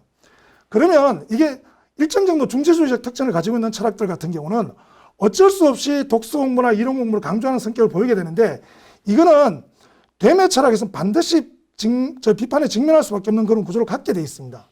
근데 그런 구조가 중국에서는 어떤 방식으로 일어났냐면 주작을 완전히 파괴하고 새로운 양명을 통해서 실천성을 확보하려고 하게 됩니다. 근데 조선 같은 경우는요, 이게 주작 내에서 실천성을 확보하려는 퇴계하게 만들어지면서 새롭게 양명을 가져올 필요가 별로 없어지게 됩니다. 어떤 분들이 이렇게 조선에서 왜 양명이 일어나지 않았냐라는 그 질문들이 많이 들을 때 보면 이미 퇴계학 내에서 충분할 정도의 실천성이 확보되고 있습니다.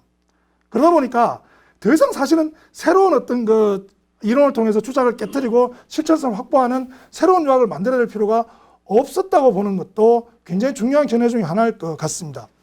그래서 저는 개인적으로 이렇게 생각합니다. 만약에 중국은 사실은 양명학이 만들어지면서 중국 주자학은 거의 이렇게 생명을 마감합니다. 근데 조선에서는 퇴계학을 통해서 퇴계학으로 버전 업된 주자학이 끝까지 이렇게 조선 말까지 생명을 유지할 수 있었는데, 그거는 아마 퇴계학이 만들어낸 굉장히 주자학 내에서의 강한 실천성, 사단 칠정 논쟁을 통해서 확보된 굉장히 강력한 실천성이 주자학을 조선 말까지 지속시켰던 이유가 아닐까라는 생각을 하게 됩니다. 오늘 제 얘기는 여기까지 하겠습니다. 고맙습니다.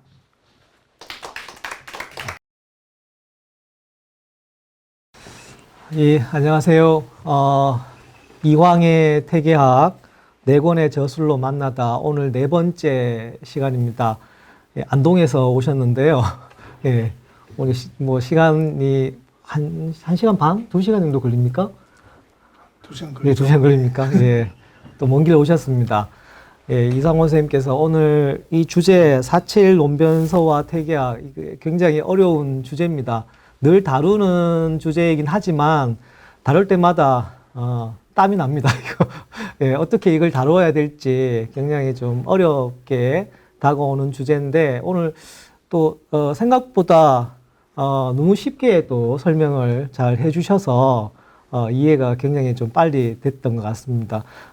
근데 뭐 이야기의 폭은 굉장히 넓습니다. 예, 주자학에서부터 시작해서 퇴계학의 어떤 정체성에 대한 이야기, 그리고 그 4.7 논변의 과정, 그리고 또 4.7 논변에서 어떤 쟁점들, 특히 그 퇴계 선생과 그 고봉 선생과의 어떤 차별성, 이런 부분을 많이 또 지적을 해 주셨고, 또 마지막에는 또 이 그 퇴계학의 그 본령이죠. 예, 본령을 이 사단 칠정 논변을 통해서 어떻게 또 이해해야 될 것인가에까지 다 짚어 주셨던 것 같습니다. 사실 이거는 1시간만으로 참 버거운 내용인데도 굉장히 좀 그 아주 간략하게 핵심들을 다 짚어주신 것 같습니다. 뭐 저도 오늘 늘 저도 그 대학에서 강의를 하면서 이걸 어떻게 강의해야 되나 이런 생각들을 많이 했는데, 오늘 강의를 들으면서 저도 또 한 수 좀 배우게 된 것 같습니다. 또 이야기도 많이 그 나온 것들에서 우리가 좀 새롭게 짚어봐야 할 문제들도 있는 것 같고요. 그래서 오늘 또 그 어려운 주제이긴 하지만 또 익히 많이 들어본 내용이기도 해서 질문 또한 많지 않을까 싶습니다. 그래서 제가 길게 이야기하는 것보다 질문을 통해서 아마 또 오늘 이상원 선생님께서 그 강의를 하셨지만 미처 이야기 못한 부분도 있으리라 생각을 합니다. 그래서 질문을 받으면서 그 질문에 대한 또 추가적인 설명을 또 해주시면 이해가 조금 더 되지 않을까 싶습니다. 자, 그래서 바로 질문으로 들어가서 질문을 받는 것에서 시작하도록 하겠습니다. 제가 미리 확인을 해본 결과 질문이 다 있으시다고 들었습니다. 그래서 한 분씩 질문을 받아 보도록 하겠습니다. 일단 두 가지 정도만 질문을 좀 드리겠습니다. 첫 번째는 간단한 건데, 아까 말씀하시고는 결국 퇴계식으로 이제 4.7은 관계가 이해되면 결국 세계 경공부 중심으로 간다라고 말씀하셨는데, 그리고 고봉식의 어떤 4.7 관계성 문제가 결국 고봉에게 성공 공부 중심 어떤 책을 만든다고 하셨는데, 경공부 같은 경우 저희가 앞서 다른 이제 이 강좌를 통해서 이해를 했는데, 구체적으로 성공부 같은 경우는 어떤 식으로 저희 이해를 하면 되는지 그에 대해 간략하게 말씀해 주시면 감사하겠습니다. 그리고 두 번째는 제가 이렇게 앞서 거 이제 잠깐 중간에 들어와서 좀 그렇긴 한데, 요즘에 4단 같은 경우는 이제 맹자에서 7점은 얘기 예운편에서 이제 등장한 개념이고, 그 두 개념 모두 이제 윤리적 측면에서 정감을 다루고 있는 점에서 동일하지만은 도덕을 달성한 구체적인 방법론의 차이가 발생하는 거라고 이렇게 말씀하셨습니다.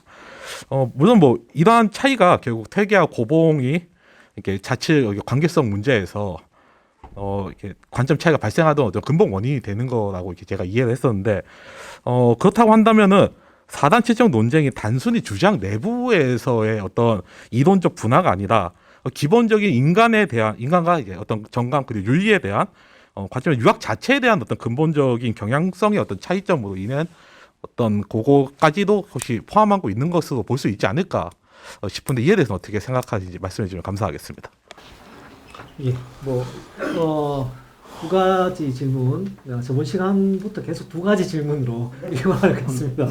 예, 첫 번째는 아무래도 퇴계 고봉 간의 논쟁이다시피 그 퇴계 선생의 입장에서 주로 많이 이야기를 하셨는데 고봉의 입장에서 특히 퇴계 입장에서 경공부 이야기가 주로 나왔는데 그럼 고봉의 입장에서 성공부 이건 또 어떻게 이해를 해야 되는지 그거 하나 하고 두 번째는 지금 사단 칠정에 대한 이 정감의 문제가 결국 주작에 한정하지 않고 전체 넓게 봐서 유학의 문제로 하는 넓게 확대하면은 어떻게 우리가 이해를 해야 될지 이 부분에 대한 질문인 것 같습니다. 네, 선생님.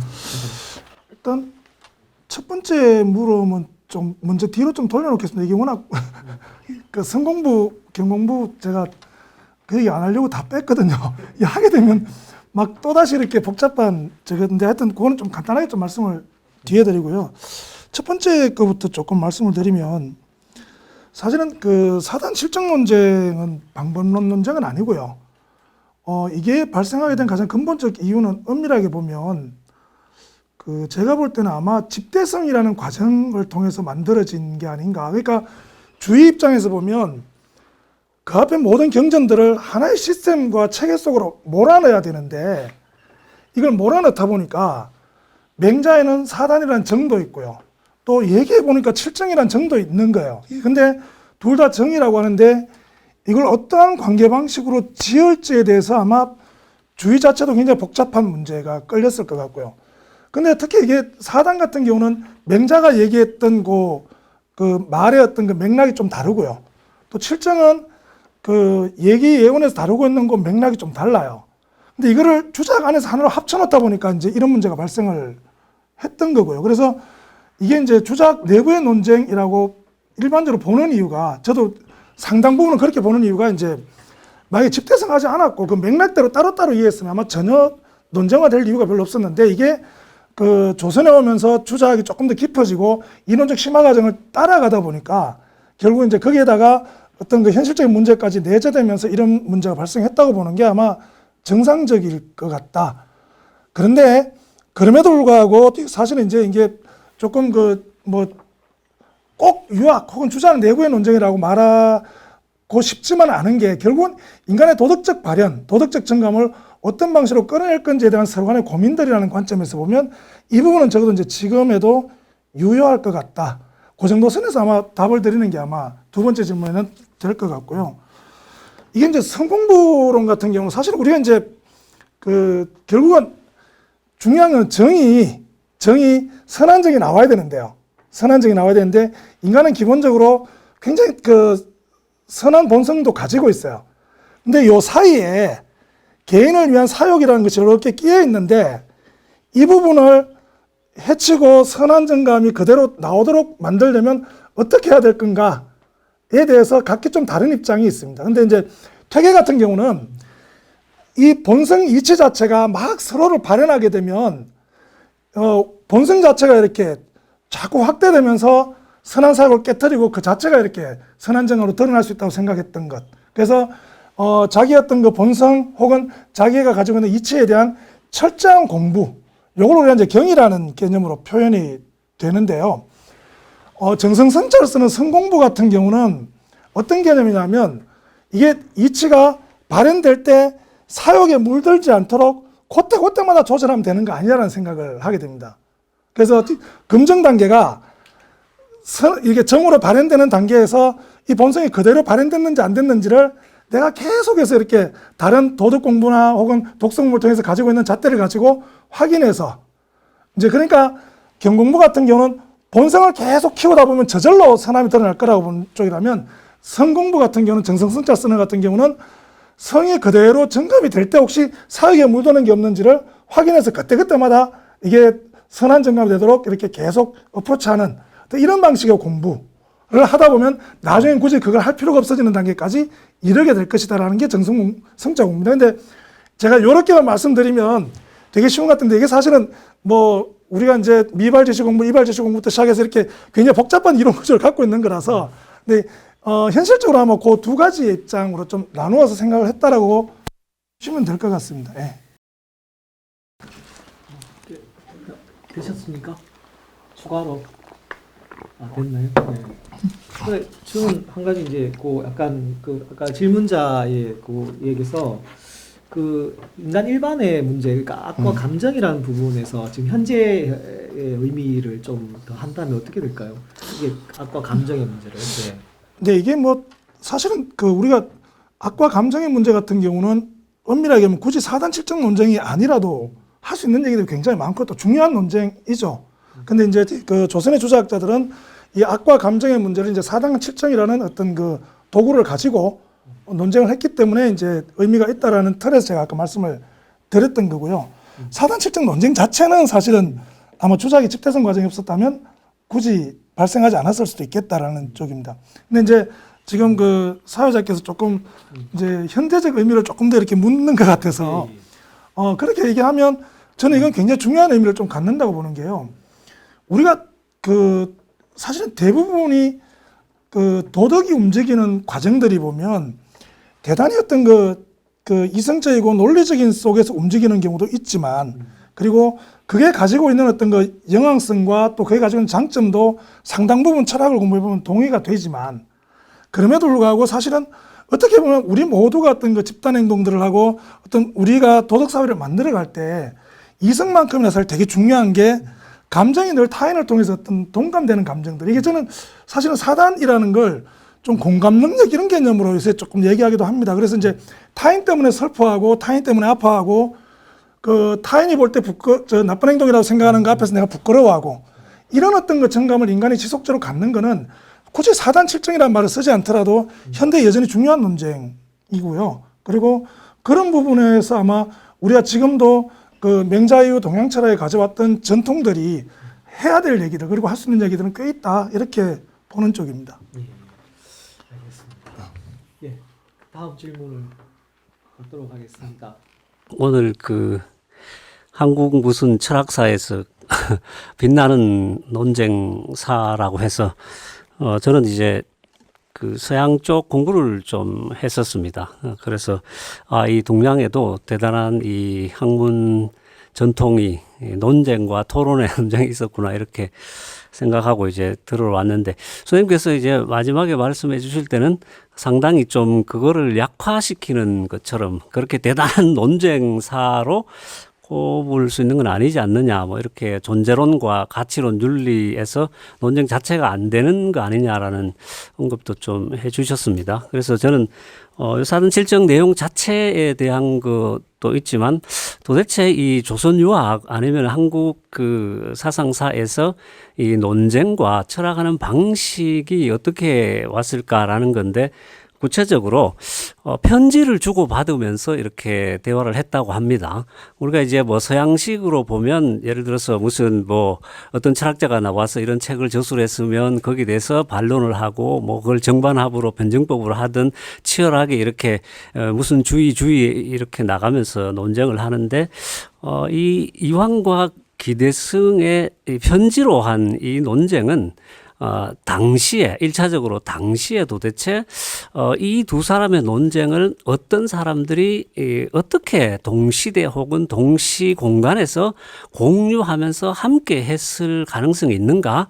뭐 요즘식으로 하면 이제 훨씬 더 민감하게 실시간으로 어떤 사람들의 논쟁이 바로 댓글로 이어지지만 과연 조선시대의 어떤 그 학문하는 방식이 그게 뭐 책으로 나온 것들 편지로 계속 주고받았다면 그 당시 최소한 우리 조선시대의 그 학계라는 거를 어떤 방식으로 공유하고 함께 문제의식을 갖고 씨름했을 사람들은 누구인가? 정말 소수의 그냥 그 제자들이나 뭐 그 서당에 있는 사람뿐인가? 대한민국의 어떤 이런 의미에서 약간은 좀 아쉬운 점이 있는 거 아닌가? 뭐 출판 문화가 그것도 한국어로 그렇게 논쟁을 해서 많은 사람들이 공유할 수도 있는 거 아니고 고도의 그 한문으로 그렇게 했다면 과연 이 그 철학하는 방식의 논쟁의 방식이 어땠느냐라는 게 제가 상당히 좀 궁금합니다. 그게 좀 더 개선이 됐거나 아니면은 그야말로 이제 우리 한국으로 넘어온 조선시대 이후 이게 뭐 16세기라면 17, 18세기에는 어떤 식으로 좀 이런 어떤 대단한 논쟁사가 이어졌을까라는 거하고 그리고 내용적으로도 과연 이 두 사람의 논쟁이 여기서 끝났나 아니면은 서양식으로 보면 그야말로 뭐 이제 그 변증법적으로 정과 반으로 해서 계속 치열하게 이어져서 어떤 흐름이 형성이 됐을 것 같은데 뭐 사단 칠정에서 그 다음에 좀 더 나은 아니면 다른 뭔가 이어지는 게 있느냐 뭐 이가 이제 기대승의 입장에서 이야기를 했다라고 하긴 하는데 과연 그런 어떤 전개는 어떻게 되는가라는 이제 생각이 들고요. 일단 토론하고 논쟁하는 학문하는 방식에 대한 그 조선 500년 동안 어땠을까라는 게 되게 이제 궁금합니다. 저 같은 사람은 이제 굉장히 그 아쉽게 생각하는 게 왜 그 좋은 한글을 놔두고 한문으로 그렇게 학문을 해갖고 다른 일반 사람들이 함께 막 그 대거로 좀 참여할 수 있는 공유할 수 있는 이게 없는 상에서 굉장히 폐쇄적인 닫혀진 공간에서 논쟁이 학문이 일어났지 않느냐에 대한 개인적인 이제 지금 21세기니까 당연히 그런 생각이 있습니다만은 그리고 이제 두 번째는 뭐 이 논쟁에 대해서 이런저런 이제 인터넷에서 이야기를 좀 들어보면 뭐 어떤 논쟁이니까 이게 디스커션이 아니고 배틀인 누가 이기고 졌다라는 어떤 그런 것까지도 생각할 수 있는 시합이라고 보면 이제 어느 쪽에 편을 드냐라는 그게 있는데 제가 이렇게 뭐 피상적으로 봤을 때는 현대 그 학문하는 사람들이 약간은 정파적인 입장에서 누구 쪽을 이야기하는 건 아닌가. 예를 들면 기대승은 이제 그 호남을 대표하고 이황은 이제 영남을 대표하다 보니까 뭐 정치적으로는 아니면 이념적으로도 약간 그런 게 있는 것 같고 어차피 논쟁이라는 거는 그런 차원에서의 어떤 뭐 깔릴 수밖에 전제될 수밖에 없지만 지금 현재 21세기에서 이 두 사람의 논쟁을 혹시 이제 뭐 누가 이기고 졌다 뭐 이런 쪽으로 좀 이야기를 한다면 어떻게 평가를 할 것인가 뭐 이황도 옳고 이황도 맞고 기대승도 맞고 뭐 이런 이제 그 종합적인 아니면 조화론 입장에서 볼 수 있지만 21세기 이 현 시대에서 봤을 때 누가 이겼나 이게 가능한가 저는 이제 조금 궁금하기도 합니다. 그리고 이제 개인적으로 이 좀 문학을 했었습니다.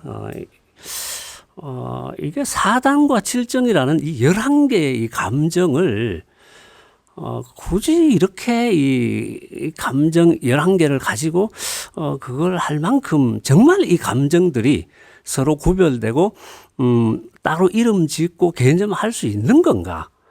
그 사실 프로이드식으로 말하면 마음을 이야기하거나 아니면 심을 이야기할 때 그냥 의식, 무의식, 뭐 초의식 이런 정도로 해도 될 것 같은데 왜 이렇게 조선시대 사람들은 희노애락 7에다가 플러스 4에다가 이런 인간의 어떤 그거를 이렇게 많이 나누어서 이야기했느냐. 저는 여기에 대해서 좀 궁금합니다. 일단 뭐 되게 많은데 일단 여기까지 이야기하겠습니다. 많다고 하셨습니다. 예. 크게 세 개를 물어주셨는데요. 일단 그 사실은 뭐 세 번째 게 조금 더 이 내용 내적으로는 감정에 대한 세분화 이게 과연 구별되고 개념화될 수 있는 건지 그거는 이제 논쟁 상 안에서의 이제 문제를 좀 언급을 해주시면 좋을 것 같고 앞에 두 번째 거는 이제 어떤 외적으로 봤을 때 그 학문하는 방식 그 당시 이제 이 선비들이죠. 이 지식인들의 학문하는 방식, 편지 부분인데 이 부분이 당시 그 지식인들에게 어떻게 공유되고 있는지 그리고 이게 학술적으로 전래 과정에서 어떻게 영향을 줬는지 이런 부분들 좀 총체적으로 좀 설명을 해주셔야 될 것 같고 두 번째 아까 말씀하신 21세기에서 어떻게 이걸 평가할 수 있는가? 예, 뭐 아까 좀 전제를 까셨죠. 이렇게 뭐 어느 쪽에 이겼다.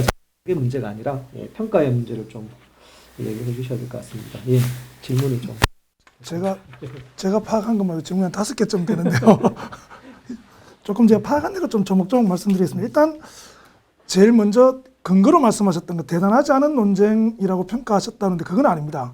굉장히 대단한 논쟁인 거는 맞고요. 다만 제가 이렇게 사단 칠정 논쟁이 논리와 이성 간의 어떤 그 사면적 논쟁은 아니다라는 얘기를 말씀드리려고 했던 겁니다. 그러니까 논쟁상으로는 엄청난 논쟁입니다, 이게. 그리고 두 분 다 최선을 다했고요.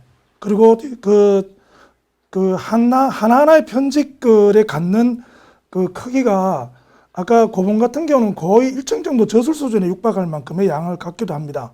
그래서 논쟁이 아무것도 아니라고 평가했는 건 아니고요. 제가 그래서 혹시 제 말씀을 오해하셨다면 제가 이제 말을 잘못한 것 같습니다. 죄송한데 논쟁은 대단한데 그게 우리가 흔히 요 근래 우리가 학적 시스템 속에서 이성과 논리로 싸우는 그런 사변적 논쟁은 아니다라는 얘기입니다. 이분들이 목적으로 했던 건 뭐냐면 오늘 당장 어떤 수양을 할 것인지를 놓고 그 근거에 대한 논쟁을 지속적으로 했다라고 보시는 게 맞을 것 같다는 말씀을 드리고 싶고요. 두 번째는 아까 한글 얘기는 조금 차치하고더라도 어쨌든 너무 폐쇄적이었던 게 아니다라는 게 이제 요지 같은데요. 사실은 이 논쟁 과정에 보면 이제 하나는 편집글로서의 논쟁이 갖는 의미가 지금과는 너무 다르지 않나. 저술로 좀 했으면 하다못해 논문으로 했으면 뭐 이런 말씀을 하셨던 것 같은데 일단 그 조선의 프레스는 불가능한 상황이었고요. 돌아가셔도 프레스가 될지 안 될지가 모르는 그 상황이니만큼 이제 그거는 좀 쉽지 않다 하더라도 공유의 범위는 굉장히 넓었다라고 보시는 게 맞습니다. 왜냐하면 그 퇴계 같은 경우 첫 번째 편지가 고봉에게서 오고 나면 정유일부터 시작해서 그다음에 월천종목부터 시작해서 그 같은 학단의 제자들하고 거의 다 한번 돌려보고 그 의견을 받습니다. 그리고 그걸 집약시켜서 다시 자기 의견을 정리하고 다시 제자들의 감수를 거치고 보내는 작업들을 거칩니다. 이렇게 봤을 때 유추해 볼 때 기대성도 아마 자기 서성격인 퇴계한테 보낼 때 자기 혼자 그렇게 보내지는 않았을 겁니다. 그래서 제가 볼 때 퇴계학 같은 경우는 퇴계 개인보다도요. 그 예안학단이라는 그 퇴계 초기에 한참 논쟁이 진행될 때 가까이 있었던 학적 동지들과 만드는 집단지성의 결과물로 보는 이유가 바로 거기 있는데요. 그만큼 공유의 폭이 굉장히 넓습니다. 그래서 편집글로 왔다 갔다 한다고 해서 그 자체가 굉장히 폐쇄적이거나 혹은 공유되지 않았다고 보기는 곤란할 것 같다. 다만 그게 학적 단위를 벗어나 일반인까지 볼 수 있어야 되냐라고 하면 이제 이거는 전혀 다른 논쟁이 발생합니다. 이게 뭐 우리가 조선시대를 어떻게 이해할 까에 대한 문제로 가야 되기 때문에 거기까지는 조금 말씀을 드리기 어려울 것 같은데 어쨌든 공유의 가능성은 열려 있었고 상당히 공유됐고 일정 정도 집단지성의 결과물들을 만들어내기도 했다라고 보는 게 더 맞을 것 같다라는 말씀을 드리고 싶고 이거는 제가 지난번 다른 연구를 통해서 밝혔던 부분들이 좀 있습니다. 그리고 이게 조선사회 이후에는 엄청난 파장을 일으켜줘. 사실은 퇴계가 가지고 있는 이 리발스 하나가 영남 남인을 결정하는 굉장히 중요한 이론적 근거로 작동되기 시작합니다. 그러니까 이게 이제 그 이후에 그 우암 성시열을 통해서 일종의 이제 우리는 율곡의 후예들이야라고 하면서 퇴계의 어떤 사단 칠정론을 비판하게 되고요. 거기에 대해서 가람 이해를 중심으로 한 사람들이 거기에 대한 어떤 그 우리는 퇴계학이라는 걸 이렇게 규정해라고 하면서 퇴계 사단 칠정론에 나오는 굉장히 중요한 이론적 근거들을 가지고 학당을 구성하게 되고요. 이러한 학당들이 나중에 뭘로까지 이어지냐면 정치적 집단까지 이렇게 이어지면서 조선사회를 지속적으로 양분해 오게 됩니다. 그래서 굉장히 중요한 파장이 있고요. 그리고 특히 퇴계의 실천론을 강조했던 사단 칠정론이 이후에 제자들을 통해서 지속적인 실천체라고 이렇게 작동되기 시작을 하면서 그들 내부에 굉장히 강력한 어떤 그 학문적 네트워킹들이 만들어지게 되고요. 이러한 네트워킹은 나중에 뭐를 만들어내냐면 그 조선시대 때 뭐 10,000명 이상이 연명하는 만인소운동이라든지 의병운동이라든지 이런 것들을 만들어내는 굉장히 중요한 철학적 근거로까지 작동을 하게 됩니다. 그래서 이게 그냥 자기들끼리 이렇게 막 싸우다만 논쟁이라고 보기는 우리가 이제 사단 칠정 논쟁을 너무 폄하하는 논쟁일 수밖에 없는 그런 부분들이 있어서 이후로의 어떤 그 파생이 훨씬 더 중요할 수도 있다. 이 논쟁보다도. 이제 그렇게 좀 말씀을 드리고 싶고요. 그 다음에 21세기 과정에서 누가 이겼냐? 라고 보면 사실 우리 그 논리적으로 이겼다 졌다는 되게 그 정치한 게 뭐냐면 두 사람의 대전제가 동일해야 되고요. 거기에 어떤 근거들을 갖다 대서 나오는 결론상에 문제가 있으면 누가 이겼고 누가 졌다라고 얘기할 수 있는데 제가 볼 때 두 분은 각기 다른 대전제를 두고 있어서 이걸 논리적으로 어느 게 맞다 틀리다라고 이렇게 확정하기가 되게 쉽지 않은 부분들이 좀 있습니다. 지향점이 워낙 달랐고요. 그리고 그래서 예, 주자가 직접 보면 아마 고봉이 자기 생각을 정확하게 봤다라고 얘기할 겁니다. 근데 유학의 지향성, 실천 철학적이라는 관점에서 보면 어쩌면 퇴계가 주자학보다 한 단계 더 발전된 모양들을 만들어내가고 있다라고 보면 글쎄 이걸 뭐 단순히 이겼다 졌다라고 평가할 수 있을까라는 생각이 좀 듭니다. 그리고 이제 마지막 거 감정과 관련된 문제인데요. 예, 사실은 이제 4단과 7정은 11개의 감정으로 우리가 너무 고지고대로 받아들이면 11개라고 하면 이제 뭐 그렇게 나눌 수 있을까 없을까인데 사실은 그 이후도 계속 논의되는 게 그 도덕적 선한 정감을 우리가 4단으로 그냥 통칭해 버렸던 거고요. 왜냐하면 그게 맹자에서 한번 기술된 방식이기 때문에 그걸 유학자들이 다른 용어를 선택하자고 그대로 차용하는 방식들. 그 다음에 얘기에서 사람이 가지고 있는 모든 정감을 뭐 7개로 나누어도 되고 4개로 나누어도 되고 9개로 나눌 수도 있겠지만 그걸 이제 7개 정도 나눠놨는데 그걸 그냥 우리가 사람이 가지고 있는 모든 정감이라고 치부하자라고 해서 이렇게 가져왔던 거기 때문에 숫자 자체를 그렇게 중요하게 안 보는 게 맞지 않을까 이렇게 생각을 합니다. 네. 제가 대장적으로 했습니다. 예. 예, 어려운 질문에 또 쉽게 또 답변을 해주셨습니다. 근데 뭐 제가 조금 그 추가로 이야기를 좀 하면 그렇다 그럽니다. 이 그 편지가 이렇게 내려올 때 그 인편으로 내려오지 않습니까? 오면 실제로 그 이 논란이 되었던 그 전조죠. 이제 천명도 이것도 사실은 그 추만이 그 자기 그 스승이죠. 김왕 김정국 그 돌아가시고 난 다음에 이거에 대해서 이제 확정이 안 되니까 그 도서관에 많은 사람 자기가 아는 인편 통해서 다 이걸 퍼뜨려 가지고 거기서 그 변형된 게 굉장히 많았습니다. 그러니까 그 당시에 오죽하면 하서 김윤우까지 가가지고 그 인편이 가서 그게 대해서 이제 수정을 할 정도니까 그 하나의 그림 하나만 가지고도 막 이제 그 전부 다 필사를 하는 거죠. 다 그림을 다시 그려가지고 당기듯이 편지가 이렇게 내려오면 그냥 내려오는 게 아니라 거기에 있는 현지 사람들이 다 본답니다. 그거를. 그걸 또 뺏겨가지고 그래서 돌리고 그것도 내려오고 또 돌리고 이래가지고 나중에는 이게 편지가 느드느할 정도의 대가 내려온다고 합니다. 그래서 이런 편지가 단순하게 두 사람의 왕래 또는 학파 간의 문제가 아니라 그 편에 있는 모든 그러니까 글게나 했다는 사람들은 전부 다 그 편지에 주목해가지고 그 내용을 다 봐서 자기들끼리 또 이제 논란을 막 하고 어느 쪽이 맞다 틀리다 이렇게 했다고 그럽니다.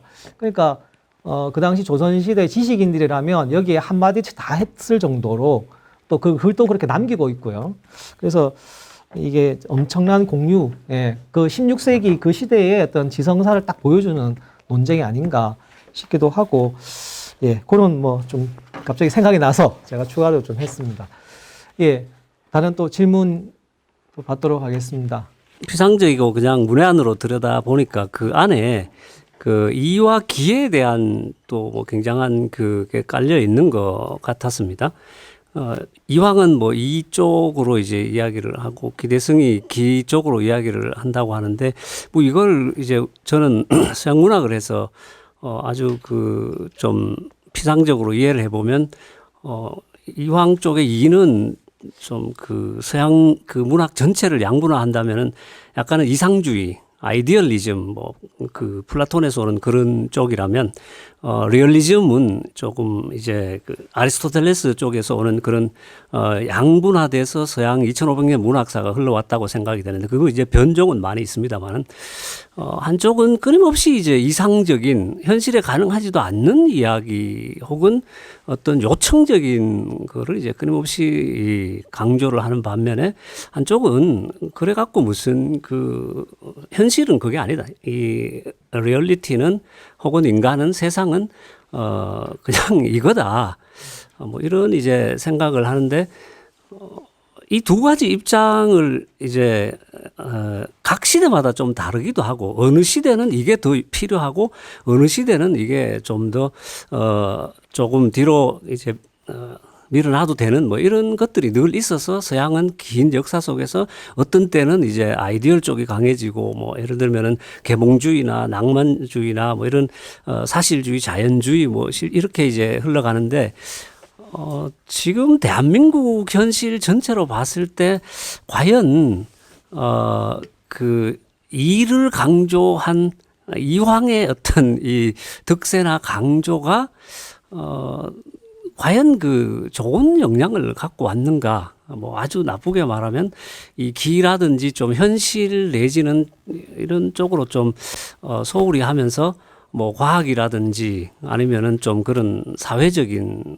내지는 조금 우리 그 소위 이 그냥 일반적으로 봤을 때 나라가 발전하고 이렇게 융성하는데 오히려 기쪽에 좀 더 치중을 해서 현실과 그게 뭐 정치적으로든 아니면 사회적으로든 아니면 학문적으로도 과학이라든지 조금 더 객관적인 데 관심을 가져서 했더라면 더 나은 거 아닌가 저는 이제 이런 생각이 들고 그게 결국은 이 쪽으로 가서 이도 이제 뭐 거기서 궁극적으로는 좀 실패를 했나 그런 차원에서 우리의 역사가 이렇게 조금은 흘러온 건 아닌가라고 해서 저는 약간은 좀 아쉬운 그런 생각이 좀 듭니다. 거기 왜 그러냐면 이 일을 계속 이렇게 했을 때 왜 우리는 계속 인간 앞만 들여다보고 있느냐.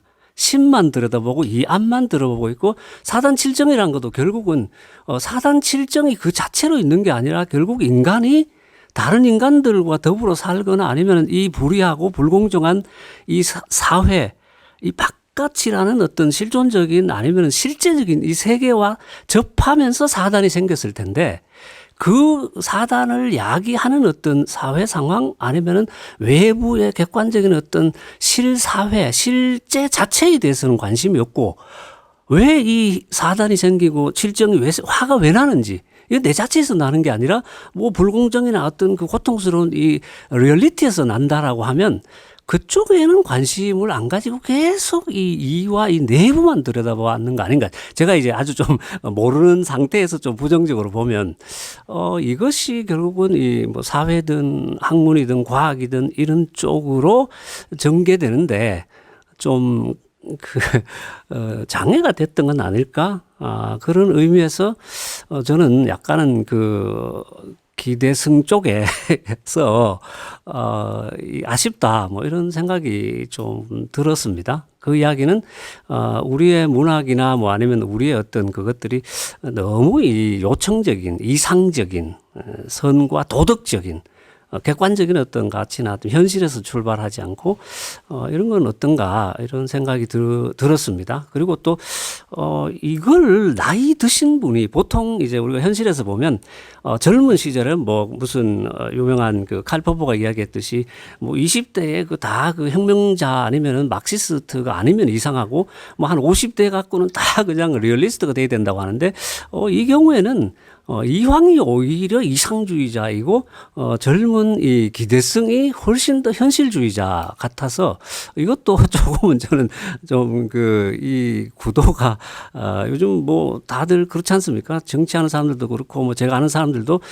그냥 젊을 때나 이럴 때는 너무 이상주의고 혁명적인 사고를 갖고 있었는데 실제 현실에 들어가면 다 타협주의자 내지는 기회주의자 내지는 현실주의자가 된단 말이에요. 근데 이황은 오히려 더 나이 들어서 이런 이상적인 생각을 갖고 있었다는 게 너무 좀 비현실적인 거 아닌가. 뭐 하여튼 두서없이 제가 이런 잡다한 이야기를 했습니다. 예.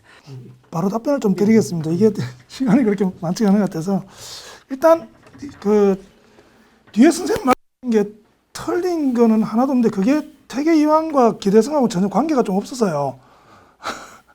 이게 우리가 주리주기설이라는 이 말 자체가 이게 사실은 다카시 도르나 이쪽에서 이제 한국 주자학을 하나의 틀거를 보기 시작하면서 만든 개념인데요.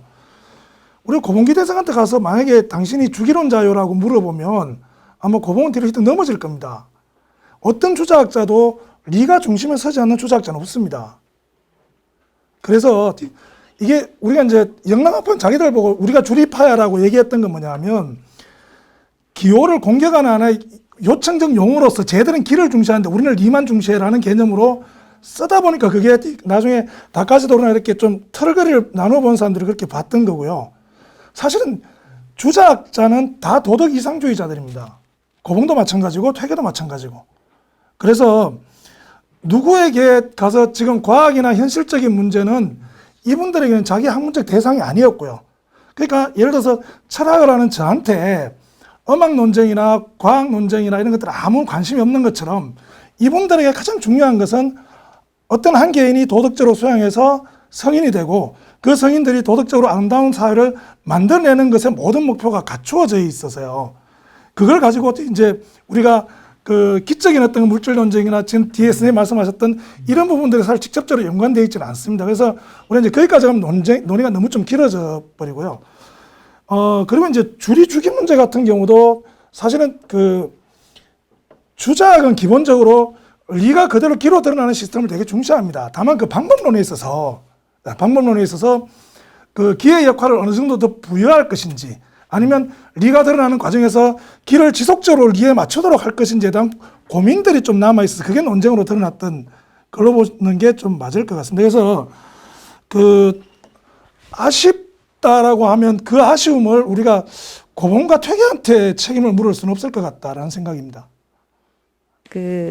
일단 리기의 문제에서 이것을 그 형이 상자와 형이 하자로 나누었을 때, 제가 좀 형신론에 지금 관심이 좀 있어서 그 형신론을 형과 신 해서 신을 형이 상자라고 놓고, 신을 형이 상자로 놓고 형을 형이 하자라고 나왔을 때, 이 리기를 곧바로 그 신과 형의 어떤 각각의 어떤 형의 상자, 형의 하자로 대응시킬 수 있는지 여부를 좀 여쭙고 싶고요.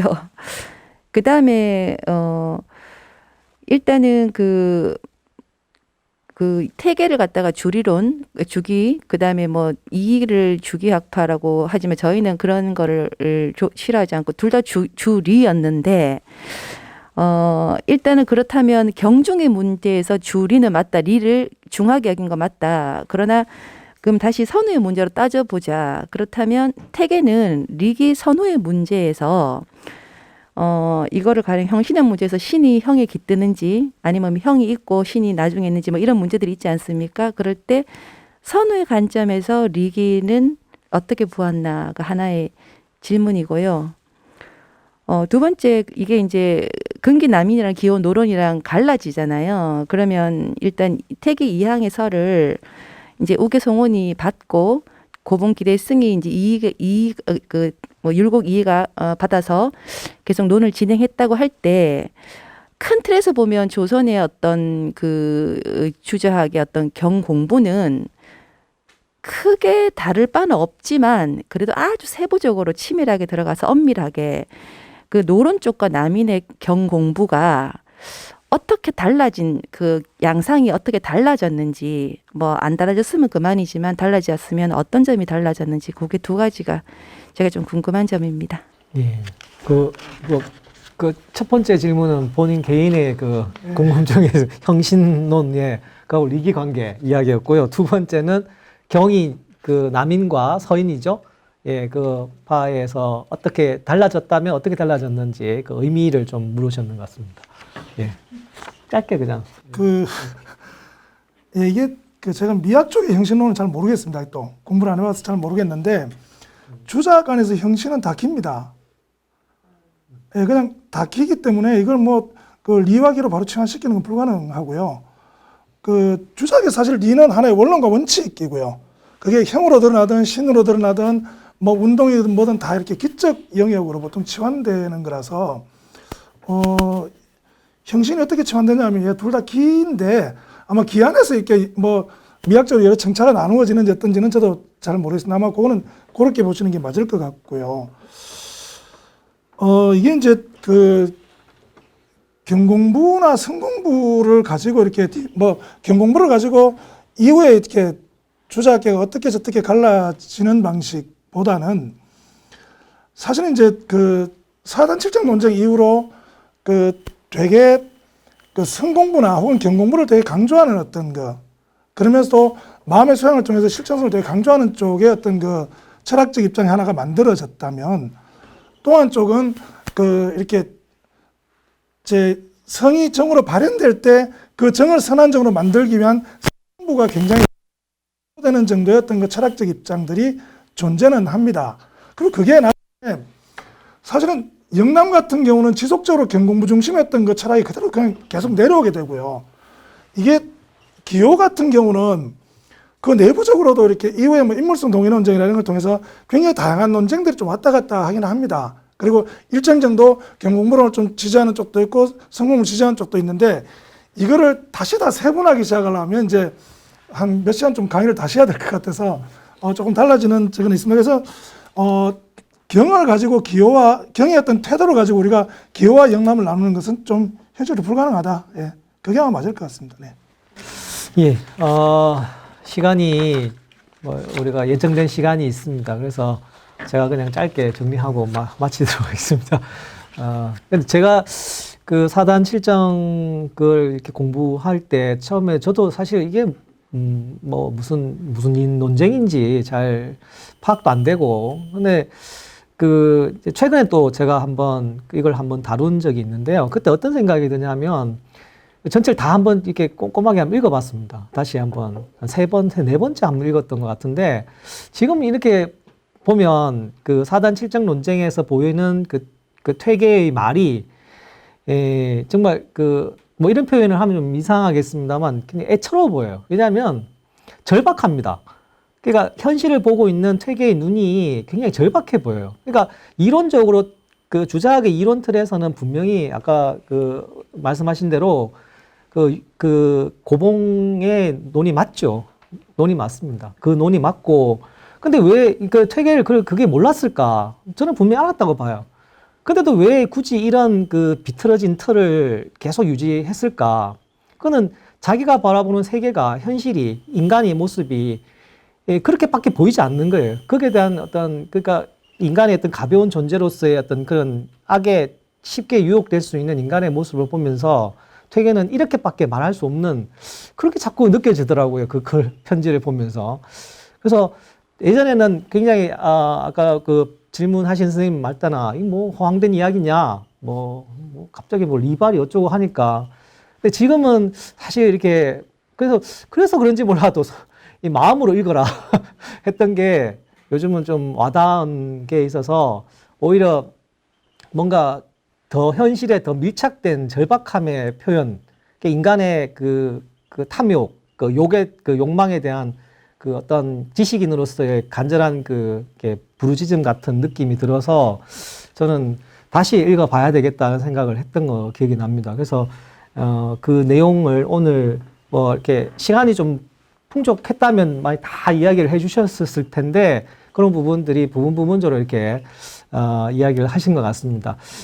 그러나 다음 시간이 이제 마지막 대담의 마지막인데요. 이게 굉장히 중요합니다. 신경 후론이 남아 있습니다. 퇴계의 거의 어떻게 보면 마지막 정론이 여기에서 저는 시작된다고 보거든요. 그래서 이 내용을 한번 들어보시면 지금까지 앞에서 이야기됐던 내용들이 어떻게 보면 다 종합되지 않을까 그런 생각이 듭니다. 그래서 다음 시간도 꼭 시청해 주시면 많은 이야기들 들으실 수 있을 것 같습니다. 여기서 마치도록 하겠습니다. 예, 고맙습니다. 고맙습니다. 예.